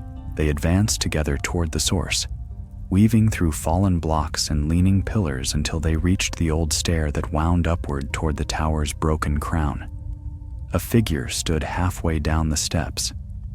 At first glance, it appeared a man. Tall, cloaked, head bowed. Rainwater dripped from its garments, though no rain now fell. Its hands hung loosely at its sides, fingers curled like talons. Its breaths came in slow, rasping draws. Eridan spoke softly, sword raised. "Stand and name yourself." The figure's head lifted. Its eyes glowed faintly, cold, pale, empty. A thrall, one of the Witch King's dead servants. But something was wrong. This one moved with a purpose the others had lacked. It took one step forward, then another. Kaladin hissed from behind. "It found us, alone. How?" Eridan stepped forward, blocking its advance. "Hold, creature. You will not pass." The thrall stopped. Its mouth opened, and the Witch King's voice poured forth. "You hide behind broken stone," the voice whispered. "It will not save you. Every step you take, every breath you draw, brings my hand closer to your throat." Ecthalon shouted, "Be gone! You hold no power here!" The thrall raised its head higher. "I hold power everywhere your hope falters." Its hand lifted, and for a moment, the air trembled with dark pressure. Eridan lunged. His blade struck the thrall cleanly through the chest. The creature staggered, pale mist escaping its lips. With a hollow cry, it collapsed upon the stone floor, its body already crumbling into gray dust. Silence returned, but it was no victory. Ecthalon bent, examining the dust. He sent it not to kill, but to mark us, to sense our presence. Caladan's face grew grim. "Then he knows where we are." Ecthalon turned to the camp. "Rangers, prepare to ride. We leave now, before he gathers his strength again." Within moments, the company mounted and slipped from the ruin, moving down the hill, just as the first gold glimmer of sunlight broke the eastern sky. Yet the new day felt thin and fragile. The air remained unnaturally cold. They rode swiftly along an abandoned path that wound through bracken and heather. Birds fled from their approach. Not even wind stirred the grass. Hours passed. They crossed open meadows, skirted quiet streams, and climbed low ridges. And though they saw no pursuit, the shadow behind them pressed always closer, felt but unseen. By afternoon, they reached a crossroads where an ancient stone signpost leaned crookedly toward the earth. Ecthalon halted. "We choose the northern road. It curves near the old barrow fields, but it leads most swiftly toward Fornost." Caladan frowned. Barrow fields. Wraiths walk among such places. Ecthalon met his gaze. Better the dead who keep their graves than the Witch King who rides upon the wind. They turned north. The land grew quiet as they approached the ancient burial mounds. Long, grass-covered hills rising from the mist. Ravens circled overhead, their cries sharp and warning. Elwyn and Harith huddled closer together, eyes wide at the sight of those forgotten tombs. Eridan rode near them. "Fear not. These mounds are old. The dead here sleep in peace." Yet even as he spoke, a sudden chill swept across the field. Ecthalon reined in sharply. Something stirs. The wind rose, cold, unnatural. The grass bowed beneath it. From the far barrow, a shroud of pale mist seeped outward, curling like smoke. And then, upon the ridge ahead, a tall rider appeared, mounted upon a black horse, mantle flowing though no wind stirred it. The Witch King. He had come alone, but such solitude made him all the more dreadful. Ecthalon's voice faltered. He crossed the river. Kaladin whispered, No, he never needed to cross. The storm was his bridge. Eredon felt ice grip his heart. The Witch King raised a single hand. Run, Eredon commanded. Ride. The company wheeled their mounts and fled toward the westward slopes, but the Witch King's presence bore down upon them like a collapsing mountain. Horses screamed, men faltered. The ground itself seemed to tremble. Eredon forced his horse on. The children clutched him, eyes squeezed shut. Behind them, the Witch King's voice tore across the fields. You cannot outrun fate. Ecthalon shouted through the chaos. There, the ravine, ride into it. They veered sharply into a narrow gully where the hills tightened into a twisting path. The Witch King's steed could not follow quickly, its great form hindered by the narrow passage. The company plunged into the ravine, stones scattering beneath hooves. The air thinned. The Witch King's voice faded into the distance. They rode until the ravine opened into a quiet hollow, sheltered from sight. There, breathless and trembling, they halted. Elwyn clung to Hareth. Kaladin leaned upon his saddle, shaking. Ecthalon stared down the ravine with grim realization. He hunts us alone, he said softly. Not with armies, not with thralls. Eredon met his gaze. He hunts us because we carry the last living witness to Rhudaur's doom. And because, Ecthalon added, we carry the warning he fears most. Eredon looked at the pale horizon, where Fornost lay far beyond sight.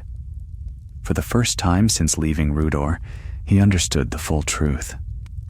The Witch King would not let them reach Fornost alive, not if all his power could prevent it. The hollow where the riders paused lay quiet beneath the shadow of high stone walls. Birch trees leaned over the ravine's lip, their pale trunks like silent sentinels.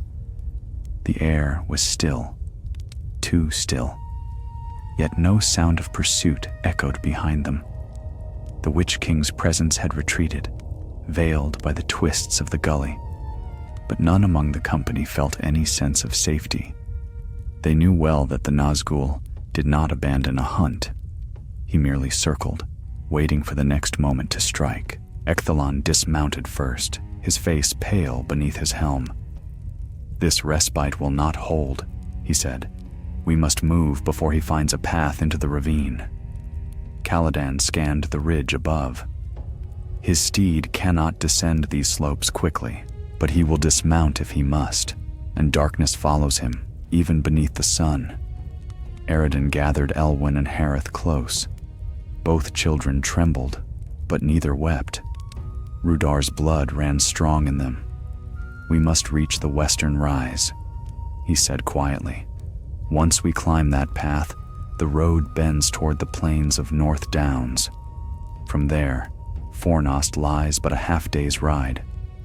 Ecthalon nodded. Then we climb. Every moment gained is a blow struck against him. The company mounted once more and urged their weary horses along the narrow track that wound upward along the ravine's western edge. It was a steep ascent. Loose stones slipped under hooves, and more than once a horse stumbled. But slowly, steadily, they rose above the hollow. As they climbed, Eredon cast one last glance behind them. The ravine lay shadowed and silent, but he saw movement in the dimness below. A thin wisp of darkness coiled through the air like a serpent. It drifted upward, tasting the wind, searching. Eredon's heart tightened. He has found our scent again. He urged his horse on. At last, the company reached the top of the ridge, where the land opened into a broad stretch of moor. Wind swept across the heathland, bending the tall grasses in waves. The sky to the south had begun to clear, revealing a pale, washed-out blue. For a moment, Ecthalon allowed the company to breathe. "We ride straight across the moor," he said. "The Witch King cannot approach swiftly upon open ground. His presence shuns the sun." Kaladin added, "We will see him long before he reaches us." They pressed forward at a swift trot. The ground rolled gently beneath the horses' hooves, and the vastness of the moor stretched before them like a sea of gold and silver. The storm had washed the land clean, leaving it bright in the emerging daylight. Hareth leaned toward Eredon. "Will we reach the city today?" "If the horses endure," Eredon replied, "we shall." Elwyn managed a small, brave smile. "And will the king listen to us?"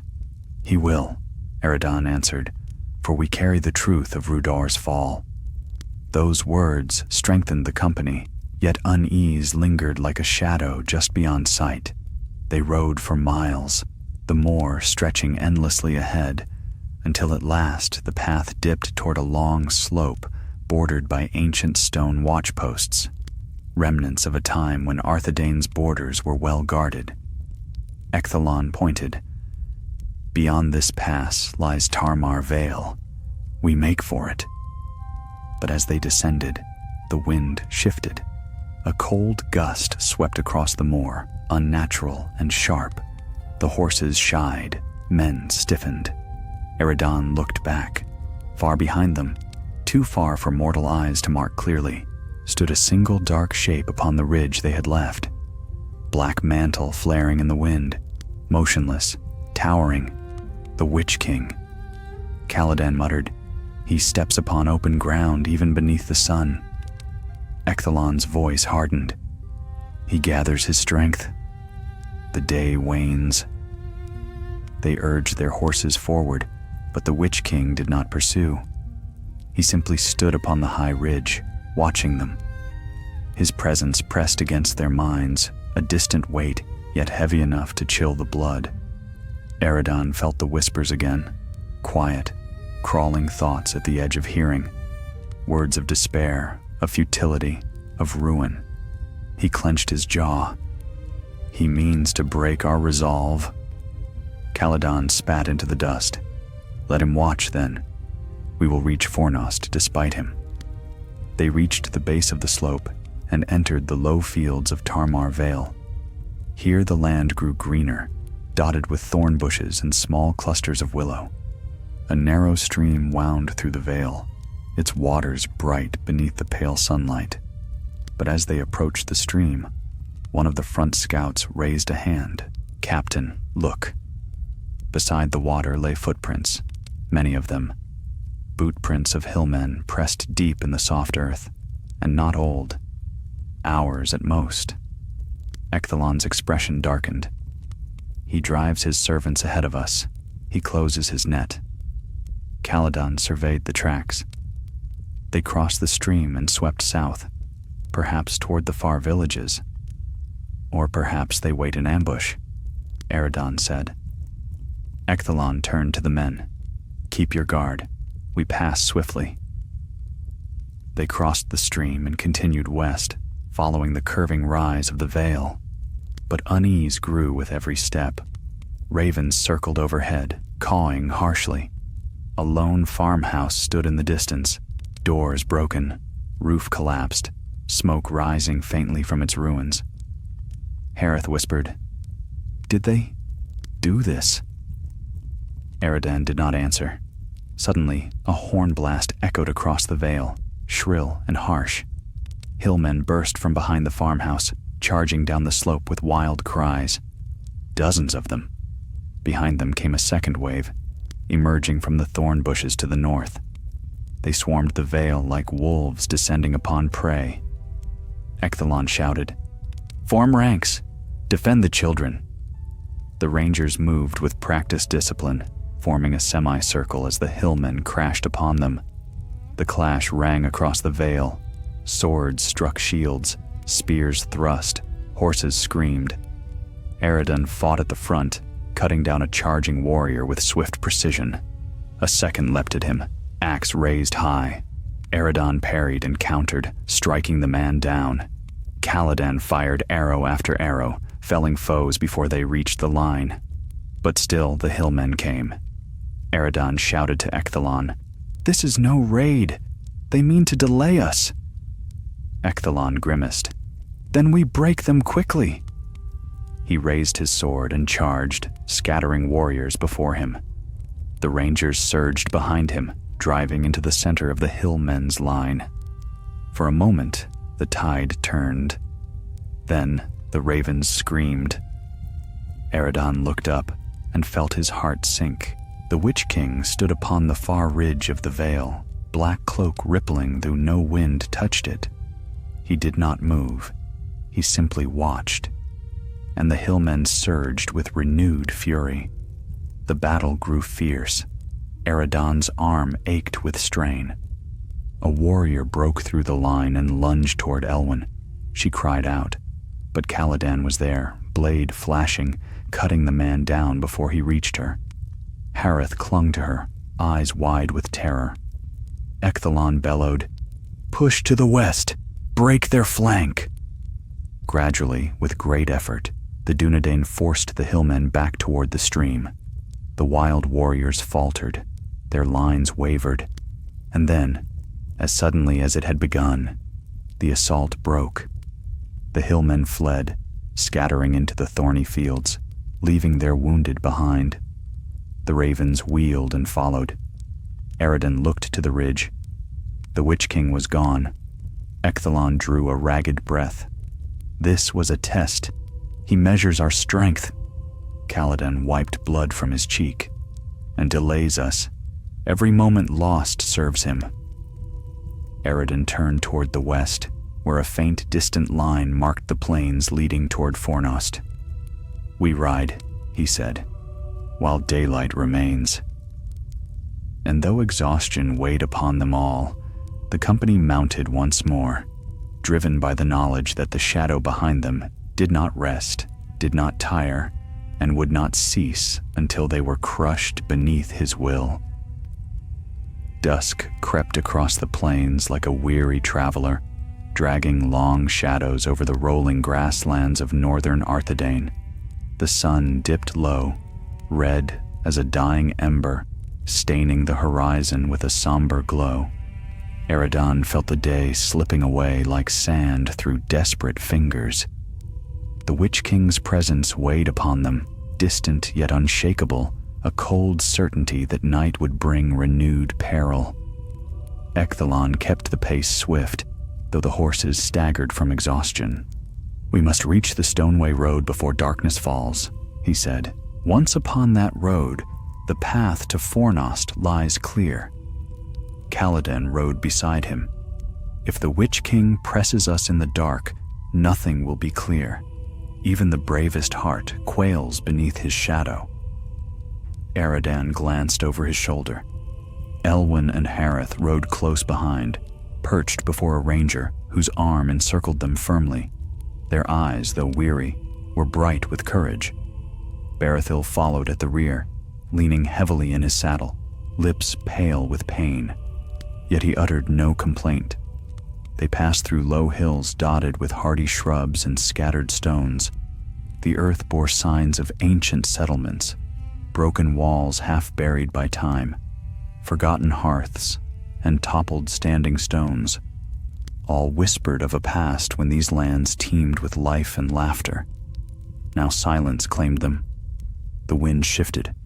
Eredin's skin chilled. "Do you feel it?"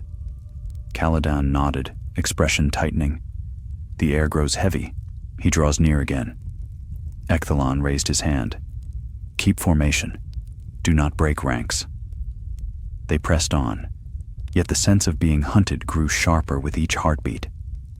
Ravens circled overhead, their cries echoing like warnings from the unseen realm. Even the horses tossed their heads and snorted uneasily despite their fatigue. The Stoneway Road appeared at last, a broad, ancient track laid in the days of the Northern Kingdom's strength. Moss filled its cracks like old scars.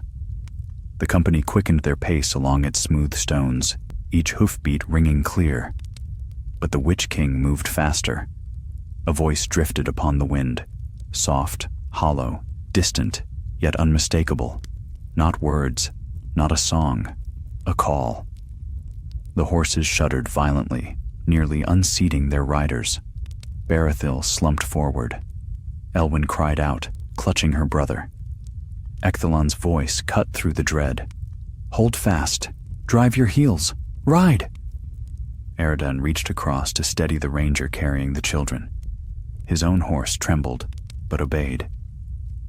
A shadow rose on the eastern horizon, spreading like dark wings unbound. Kaladin cursed beneath his breath.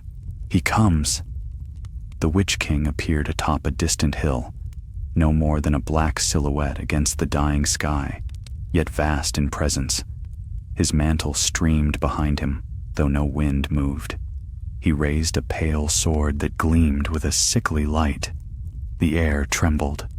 Ecthalon shouted, "Fornost lies but leagues ahead.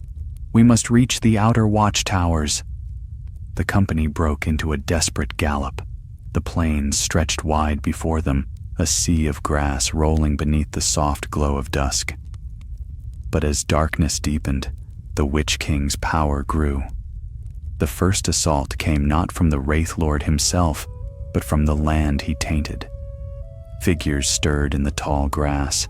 Hillmen, who had lain in wait, crouched like wolves awaiting the signal of their master.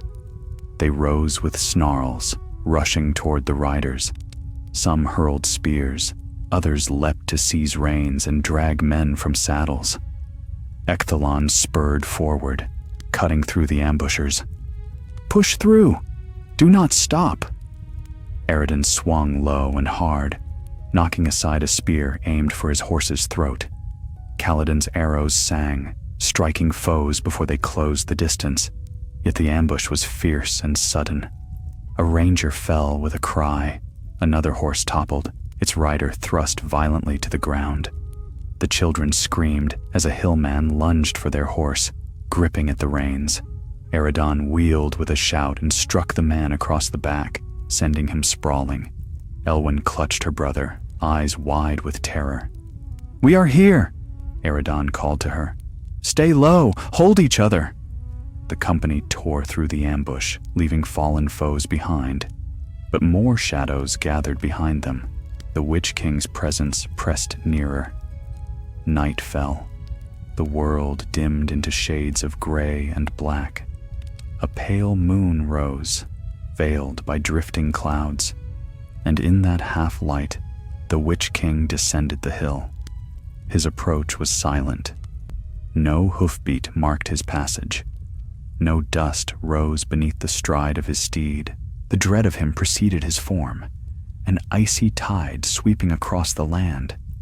Ecthalon cried, "He means to overtake us before we reach the towers." "Then we fight," Caladan said. "No," Eridan answered, "not here. If we turn now, we die. We must reach the towers. They were built to withstand dark power." The Witch King lifted his sword. A wave of terror struck them like a hammer. Horses faltered. Rangers cried out. Eridan's vision blurred. His heart pounded with sudden, crushing despair. All hope fails. A whisper echoed within his mind. "You cannot outrun your doom." A child's voice pierced the darkness. "Elwyn!" Harith cried. Eridan forced his thoughts into focus, raising his arm against the weight pressing upon him. "Resist! Remember who you are! Dunedain, do not yield!" His words broke through the cloud. The rangers steadied. The Witch King's presence wavered, if only slightly. Ecthalon seized the moment. "Ride!" They surged forward, every man and horse giving the last of their strength. The plain sloped upward toward a long rise. Beyond it, faint outlines appeared, stone towers crowned with torches. the watchtowers of Fornost. Eredon's heart leaped. We are close. But the Witch King raised his sword once more. A second wave of terror swept over them, deeper than the first. It clawed at the very roots of their spirits. A horse collapsed, its rider thrown clear. Another man faltered, dropping his blade as he clutched his head in agony. The Witch King's steed glided nearer, unstoppable. Eredon shouted, "Ecthalon, take the children. I will hold the rear." Ecthalon shook his head fiercely. No man can withstand him alone. Caladan rode up beside Eredon. Then he will not stand alone. The Witch King advanced. His steed's breath poured forth like black smoke. His sword gleamed with fell light. Eredon and Caladan turned their horses, placing themselves between the company and the oncoming wraith. The air turned to ice, their breaths misted. Eredon whispered, more to himself than to any listener, "For the fallen of Rhudaur, for Aradon, for Brannock." The Witch King lifted his sword high. Then a horn sounded, bright, clear, defiant. The sound cut through the darkness like a shaft of light. From the watchtowers ahead, torches blazed anew. Riders poured down the hill, fresh Dunedain cavalry bearing the silver star of Arthedain. The Witch King halted. The horn sounded again, louder, bolder. The Wraith Lord lowered his sword slowly. His horse pawed the earth, but he did not advance. Caladan breathed. He withdraws. "No," Eredon whispered, watching the Wraith turn his steed northward. "He merely chooses a different time to strike." The Witch King vanished into the darkness. The rangers of Fornost reached them moments later, encircling the weary survivors. Ecthalon raised his arm in salute. Eredon bowed his head in relief. We have reached Arthedain at last. But deep within, he knew their journey's ordeal had only begun. For now came the burden of what they had witnessed, and the warning that must shake the very halls of Fornost. The gates of Fornost Irain rose like gray cliffs against the night, crowned with torchlight and gleaming spear points. Even in the darkness, the white city of the north seemed steadfast, an island of stone and order amid the rising chaos that swept from Rhudaur. Yet as the weary company passed beneath its archway, Eredon felt no triumph. Relief, yes, but tinged with the heavy weight of all they had witnessed. The guards saluted Ecthalon and ushered them quickly through the outer court. Word had already preceded them, riders fleeing the east, bearing tidings of a realm fallen. Servants rushed forward to take the horses. Healers guided the wounded away. Berethil was carried from his saddle by gentle hands, Elwyn and Harith clinging close, refusing to leave his side until assured they might accompany him. Rhudaur, captain of the city wardens, strode forward. His expression was grim, though his voice held a note of hope. "Captain Ecthalon, your message reached us by swift bird. The king awaits you in the northern hall." Ecthalon clasped his arm. "The tidings we bear are dire. See that these folk are tended. Tonight's burden must fall to the king alone." Rhudaur nodded and signaled for attendance. As Berethil was carried toward the healing chambers, the children paused. Elwyn looked back at Eredon, her eyes fierce despite her exhaustion. "You will tell the king all that happened," she said. "Do not let Rhudaur's end be hidden." Eredon bowed. "I will speak the truth, every word." Only when the children were led away did he allow the weight of fatigue to tug at him. Yet there was no time to rest. Ecthalon and Caladan motioned him onward, and together they crossed the great courtyard, passing beneath marble colonnades and carved lintels that bore the sigils of Arnor's ancient kings. Fornost's northern hall was vast and solemn, its high pillars carved in the likeness of Númenórean mariners. Banners hung from the rafters, stirring gently in the draught. At the far end stood King Arvaleg Burstarn, tall, stern, dark-haired, the light of the Dunedain kings reflected in his gray eyes. A small council gathered beside him, generals, lore masters, and wardens of the realm. As the three travelers approached and knelt, Arvaleg raised his hand. "Rise, loyal sons of the north. We have awaited your coming with great concern." Ecthalon stepped forward. "My king, we bring word from Rhudaur, news of treachery and doom." And so the tale was told: the fall of Carnarthon, Brannock's last ride, Aradan's sacrifice, the Witch King's pursuit, the horrors of the thralls, the ambush at Tarmar Vale, and the Wraith Lord's growing boldness upon the open land.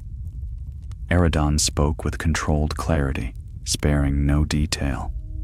The hall grew colder as the account unfolded. Even the torchlight seemed to dim. When he described the Witch King stepping onto the moors in daylight, the council murmured in alarm. And when he spoke of Rhudaur's nobles slaughtered or scattered, of hillmen crowned in shadow, Arvaleg's features hardened like carved granite. At last, Aradan finished. Silence followed, deep, grim, and heavy with understanding. Arvaleg spoke. "So Rhudaur falls, and Angmar's shadow moves south with purpose." The lore master Meldil rose. "My king, the Witch King has waited long for this moment.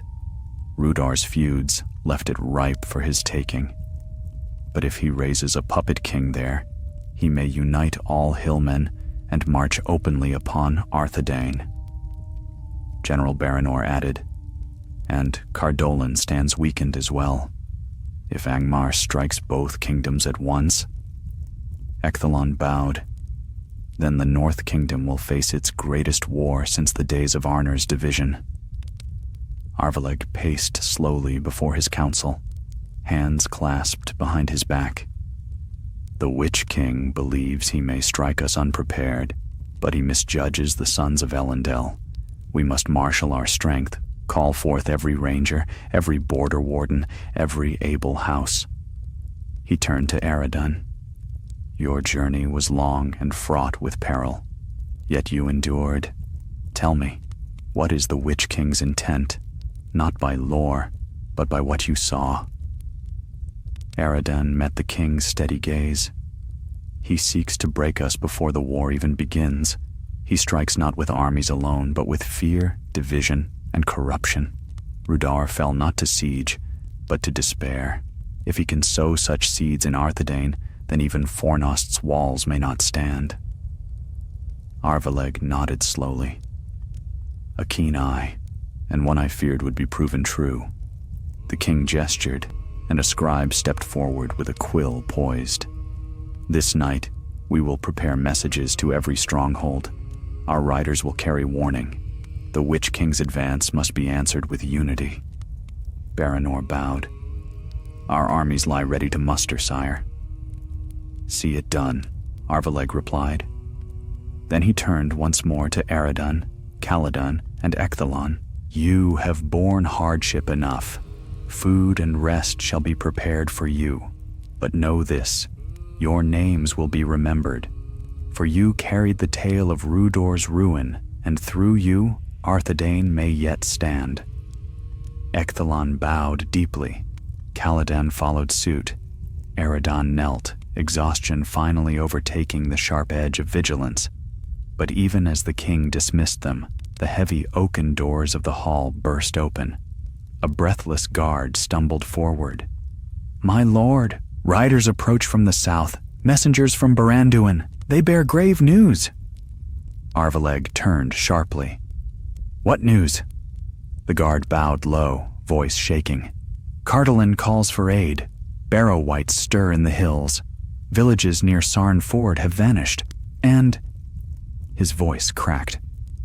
"And they say a shadow walks across the downs, one like unto the Witch King, but not the same." A chill swept the hall. Meldil whispered, "Another of the 9. Ecthalon cursed under his breath. Caladan closed his eyes. Eredon felt the dread curling anew around his heart, cold and relentless. Arvaleg's face grew grave. The war we feared has begun. Angmar strikes all borders at once. He turned to the council. Send word to Amon Sul. Light the beacons at dawn. Summon the captains. The Witch King has loosed his darkness over all the north. Eredon felt the weight of the king's words settle upon him like a mantle. Rhudaur's fall had been but the first stone toppled. Now the storm threatened all three kingdoms, and the shadow of Angmar had only begun its march. The next dawn rose pale and uncertain, its first light glimmering upon the towers of Fornost like a promise too fragile for the days to come. Eredon had slept only a few hours in the ranger's quarters, yet he woke sharply, his mind already keen with unease. The city stirred before the sun fully crested the hills. Armor clattered in the courtyards, horns sounded from the battlements, and messengers hurried along stone corridors with scrolls bound in haste. War had come to the North Kingdom. Eredon met Caladan outside the Hall of Records, where scribes and heralds prepared letters sealed with the king's crest.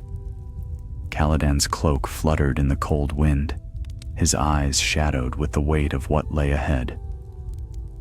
"It begins," Caladan murmured. "All that we feared. Angmar moves against every border." Eredon nodded. The Witch King spreads his hand wide. Rhudaur's fall was but the first stroke. Before they could speak further, Rhudaur approached with brisk purpose.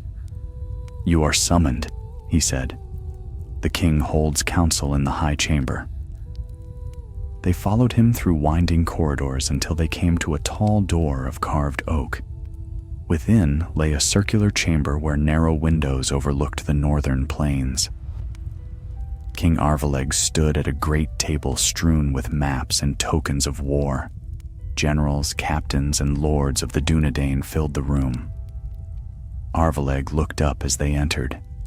"Come, your witness is needed." The king gestured to the map before him. Small silver tokens marked Fornost, Amon Sul, and the chief towns of Arthedain.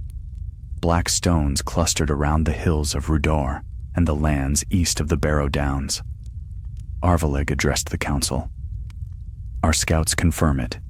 The Witch King has installed a hillman chieftain over what remains of Rhudaur's throne. Angmar's armies muster behind him. Raiding parties cross the borders by night. And now Cardolan is beset by wights and dark spirits." A murmur rippled through the room. Eredon spoke. "My king, the Witch King's hold on Rhudaur is deeper than mere force. He bends minds, turns men into thralls, sows discord. If he has set a puppet upon Rhudaur's throne, the hillmen will pour forth under his command." A lord of the Westfold said sharply, "Then we must strike Rhudaur before they march." General Baranor shook his head. "With what strength? Our forces are scattered, and Angmar moves too swiftly." Ecthalon stepped forward. "We must choose our ground. Amon Sul must be held. Its tower commands the eastern marches." Caladan added, "If Amon Sul falls, Angmar will sweep unhindered into the heart of Arthedain." Arvaleg studied the map. "Then Amon Sul becomes our shield." He placed a silver token upon the weather hills. "We dispatch riders immediately. A garrison will be raised. The watchfires will remain lit day and night." A captain asked cautiously, "And what of Fornost?" "Fornost prepares for siege," Arvaleg answered with quiet gravity. "We will not be caught unready. The Witch King has shown he dares walk even under the sun. If he brings war to our gates, we will answer steel with steel." Eredon stepped forward. "My king, the Witch King seeks not only battle, but despair. He aims to make us doubt our strength before swords ever cross." Arvaleg looked at him firmly. "Then we must show him he has misjudged the sons of Numenor." He paused, letting silence fall over the council. Then, I will send messengers south to Cardolan. If they stand with us, we may yet hold the line. If not, his voice dimmed, then we stand alone. A chill settled over the chamber. At that moment, a horn sounded from the northern tower, one long note, clear and unwavering. All turned toward the narrow windows. Arvaleg's expression hardened. A rider approaches. Moments later, a guard burst into the chamber. My lord, a messenger from the Weather Hills begs audience. His horse is near spent. Bring him, Arvaleg commanded. The messenger stumbled in, cloaked in dust and trembling with exhaustion. His face bore marks of terror, and his voice faltered as he knelt. My king, Aemon Sul is threatened. Hillmen sweep down from the Etten Moors. Orcs march beside them. We saw banners bearing the emblem of Angmar. A great host gathers. He swallowed, and a shadow moves among them. The chamber fell silent. Arvaleg lifted the messenger to his feet. How long until they reach the Weather Hills? A day, perhaps less. They advance swiftly. Rhudaur muttered, too swiftly, directed by a will that does not rest. Arvaleg's voice rang clear and commanding. Send word to the garrison, all available riders to Aemon Sul at once. He turned to Eredin, Kaladin, and Ecthalon. You three know the Witch King's ways better than any. Will you ride again? Kaladin answered without hesitation. We will. Ecthalon bowed. My sword stands ready. Eredin felt a weight settle on him, a burden of duty, sharper and heavier than any he had carried before. Yet he did not flinch. We ride, he said, for Rhudaur, for the north. Arvaleg nodded. Then you shall lead the vanguard. At dawn, 50 riders depart for Aemon Sul. You will guide them. The council dispersed in haste, each man moving as though chased by the very shadow they opposed. Eredin and his companions left the chamber, descending into the courtyard where preparations already hummed, armor laid out, horses saddled, supplies gathered. As Eredin stepped into the open air, he paused. Elwyn stood beneath an archway, her cloak wrapped around her brother. Berethil leaned upon a cane beside them, pale but upright. They had heard. Elwyn approached, her voice steady, though her eyes shimmered. You are leaving again. Eredin nodded. The Witch King marches. We must intercept him. Berethil bowed his head deeply. You gave everything to save us. Now you give more for Arthedain itself. May the valor guard your steps. Hareth gripped Eredin's hand. Will you come back? Eredin crouched before him. I will try with all my strength. Elwyn took a breath. Then take this. She held out a small token, an ancient brooch shaped like a hawk in flight, wrought in Rhudaur long ago. It belonged to my mother. She said it was a sign of freedom. Perhaps it may remind you that Rhudaur is not wholly lost. Eredin accepted it solemnly, fastening it to his cloak. I will carry it with honor. He rose, feeling the weight of the token and all it represented. Kaladin approached, his horse prepared, his face set. Eredin, time grows short. Ecthalon called from beside the gate. Riders assemble. Eredin mounted his weary but steadfast horse. He looked once more at Elwyn, Hareth, and Berethil. I will see you again, he said. Then he steeled himself, turned to the west gate where the vanguard gathered, and rode out beneath the paling stars. Behind him, Fornost's torches flared bright against the night. Ahead lay the Weather Hills, and beyond them, the Witch King, mustering the doom of the north. Dawn rose sharp and cold over the fields of Arthedain as the vanguard thundered westward, 50 riders strong beneath streaming banners of silver and blue. Frost clung to the tall grasses, and the hooves of the horses sent pale clouds swirling behind them as they crossed the long miles toward the Weather Hills. Eredon rode at the front beside Ecthalon and Caladan, the wind biting at their cloaks, their faces set with grim purpose. For behind them lay Fornost, still steadfast in the morning light, and before them loomed the storm that Angmar had unleashed. The hills rose slowly from the plains, rolling ridges of stone and heather, ancient in their solitude. Amon Sul's lonely tower, though diminished by long years, yet stood proud upon its crown, watching the surrounding lands like a vigilant sentinel. Smoke drifted faintly from its chimneys. The garrison waited, but as the riders drew nearer, Eredin felt the air grow heavier, as if the very land held its breath. Not even the cry of a hawk disturbed the silence above the hills. Caladan slowed. "It is too still." Ecthalon raised his hand. "Halt!" The riders came to a stop along the slope. Eredon scanned the horizon. No foes showed themselves, yet unease settled like a cloak across his shoulders. A ranger scout approached quickly. "Captain, our outriders returned from the east. They found tracks, many, orc tracks, hillmen, but no living enemy." Ecthalon frowned. "They withdraw? Impossible." Caladan murmured, "Unless the Witch King pulled them back." Eredin's eyes narrowed. "He is reshaping his attack."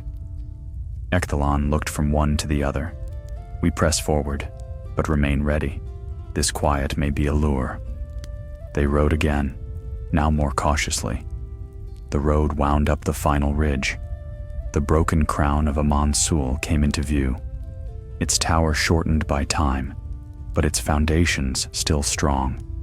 Torches flared along the walls, but as they neared, the rangers at the gate lifted their hands in greeting. The gatekeeper called, "Hail, riders of Fornost, you come in time." Ecthalon urged his mount forward. "Has the enemy been sighted?" The gatekeeper shook his head. "Not since last night. They massed upon the far hill, torches stretching like a chain of stars. Then, before dawn, they vanished." Eredin muttered, "Vanished or concealed." They entered the fort. The garrison bustled, 100 men strong, some tending the watchfires, others sharpening blades or preparing arrows. The tower itself felt tense, braced for the storm all knew must come. Eredin dismounted and moved among the men, speaking with the captain, examining the battlements, walking the stones for any sign of approach. Every echo felt too loud. Every shadow seemed longer than it should be. Caladan joined him on the tower stair. "He is near," he said quietly. "I feel it." "So do I," Eredin replied, "but he hides himself. Why?" Ecthalon ascended the stair and answered, "Because he waits for night." The three of them reached the tower's crown. From there the lands stretched out, eastward toward the ravaged highlands of Rhudaur, westward toward the plains of Arthedain, and northward to the distant, ice-veiled peaks of Angmar. The wind swept over the stones, carrying a biting chill. Eredin scanned the horizon, and then he saw it. Far to the east, upon a distant ridge, a single figure stood, motionless, black against the rising sun. A chill mist swirled faintly around him. The Witch King. Caladan drew a sharp breath. He watches. Eredin's grip tightened on the stone parapet. He is waiting for nightfall. Ecthalon nodded grimly. "Then we prepare for a siege before the stars appear." They descended swiftly. Orders rang out. Men hauled stones to reinforce the gate. Archers lined the walls. Torches were bound with pitch to burn through the night. The tower pulsed with determined urgency. Hours passed. The sun climbed. The Witch King did not move. Not a single orc or hillman appeared, yet dread simmered across the fort like heat over a forge. Eredin stood beside the western battlements that evening, watching the sky dim into violet and gray. Caladan approached, bow strung, quiverful. "Everything is too quiet," he murmured. Eredon nodded. "The Witch King's silence is more dangerous than any storm." Then, a horn sounded from the southern wall, short, sharp, urgent. Ecthalon's voice rang out. "Archers, to the east! Riders gather upon the ridge." Eredon and Caladan sprinted across the battlements. They climbed to the eastern overlook. Then they froze. A line of torches stretched across the ridge, hundreds of points of flame flickering in the gloom. As the last light of day bled away, more torches flared to life, one after another. Hillmen, orcs, trolls, an army gathered beneath the dying sky. Caladan whispered, "So many." And above them, the Witch King lifted his sword. A black wind swept down from the ridge. The torches dimmed, shadows lengthened. Ecthalon shouted, "Ready yourselves! Hold the walls!" The army began to advance, like a tide of darkness. Their steps shook the earth. Their war cries churned the air.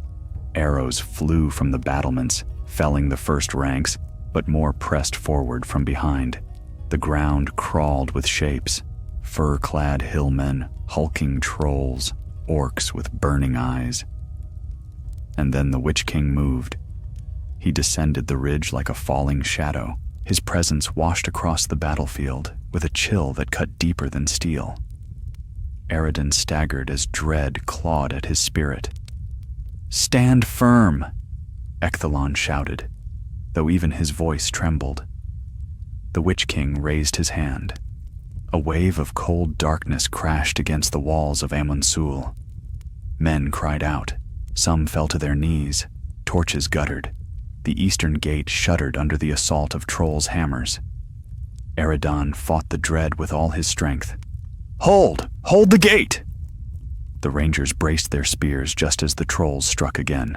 Stone cracked, arrows flew, steel clashed. Eredon's blade flashed as he cut down an orc that scaled the battlement. The Witch King advanced closer. Caladan loosed arrow after arrow, but the Wraith Lord paid them no heed. A troll smashed the half-broken gate. Ecthalon roared, "To the breach!" Eredon leapt into the fray beside him. They met the enemy at the shattered gate, driving back hillmen and orcs with desperate fury. But then, a pulse of darkness burst from the Witch King's sword. The world reeled. Ecthalon was hurled back, crashing into a wall. Men collapsed. The torches died. Only moonlight remained. And in that pale glow, the Witch King stepped through the breach. Eredon stood alone before him, sword trembling in his grasp, fear tightening around his heart like iron chains. The Witch King's voice poured forth like winter's breath. "Rhudaur has fallen. Amonsul falls tonight." Eredon's knees weakened, but then he felt something warm against his breast. Elwyn's brooch, the hawk of Rhudaur. He stood straighter. The Witch King tilted his unseen gaze. "You defy me, Dunedain?" Eredon raised his sword with both hands. "I stand for those who fell. Brannock, Aradan, all Rhudaur's dead, and for those still living." He drew a breath. "I stand for the North." The Witch King raised his blade high. The world seemed to darken, and then a great horn sounded from the west. Loud, clear, commanding, reinforcements. Eredon dared a glance toward the western gate. Torches blazed. Ingold, captain of Fornost's western riders, charged through the gates with scores of cavalry at his back, shattering the enemy lines. The Witch King froze. For the first time, he hesitated. His mantle billowed, his sword lowered. He turned from Eredon without a word. A shadow swept around him, and he vanished into the night. The orcs faltered. The trolls bellowed and retreated. The hillmen broke and fled. The battle turned. Ecthalon rose again, sword in hand. "Drive them back!"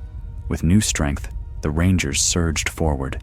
Caladan stood beside Eredon, breath ragged. "It is over," he said, but Eredon shook his head. "No, not over. He looked to the dark east, where the Witch King had fled.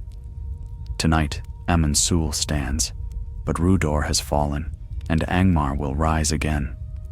He closed his hand over the brooch.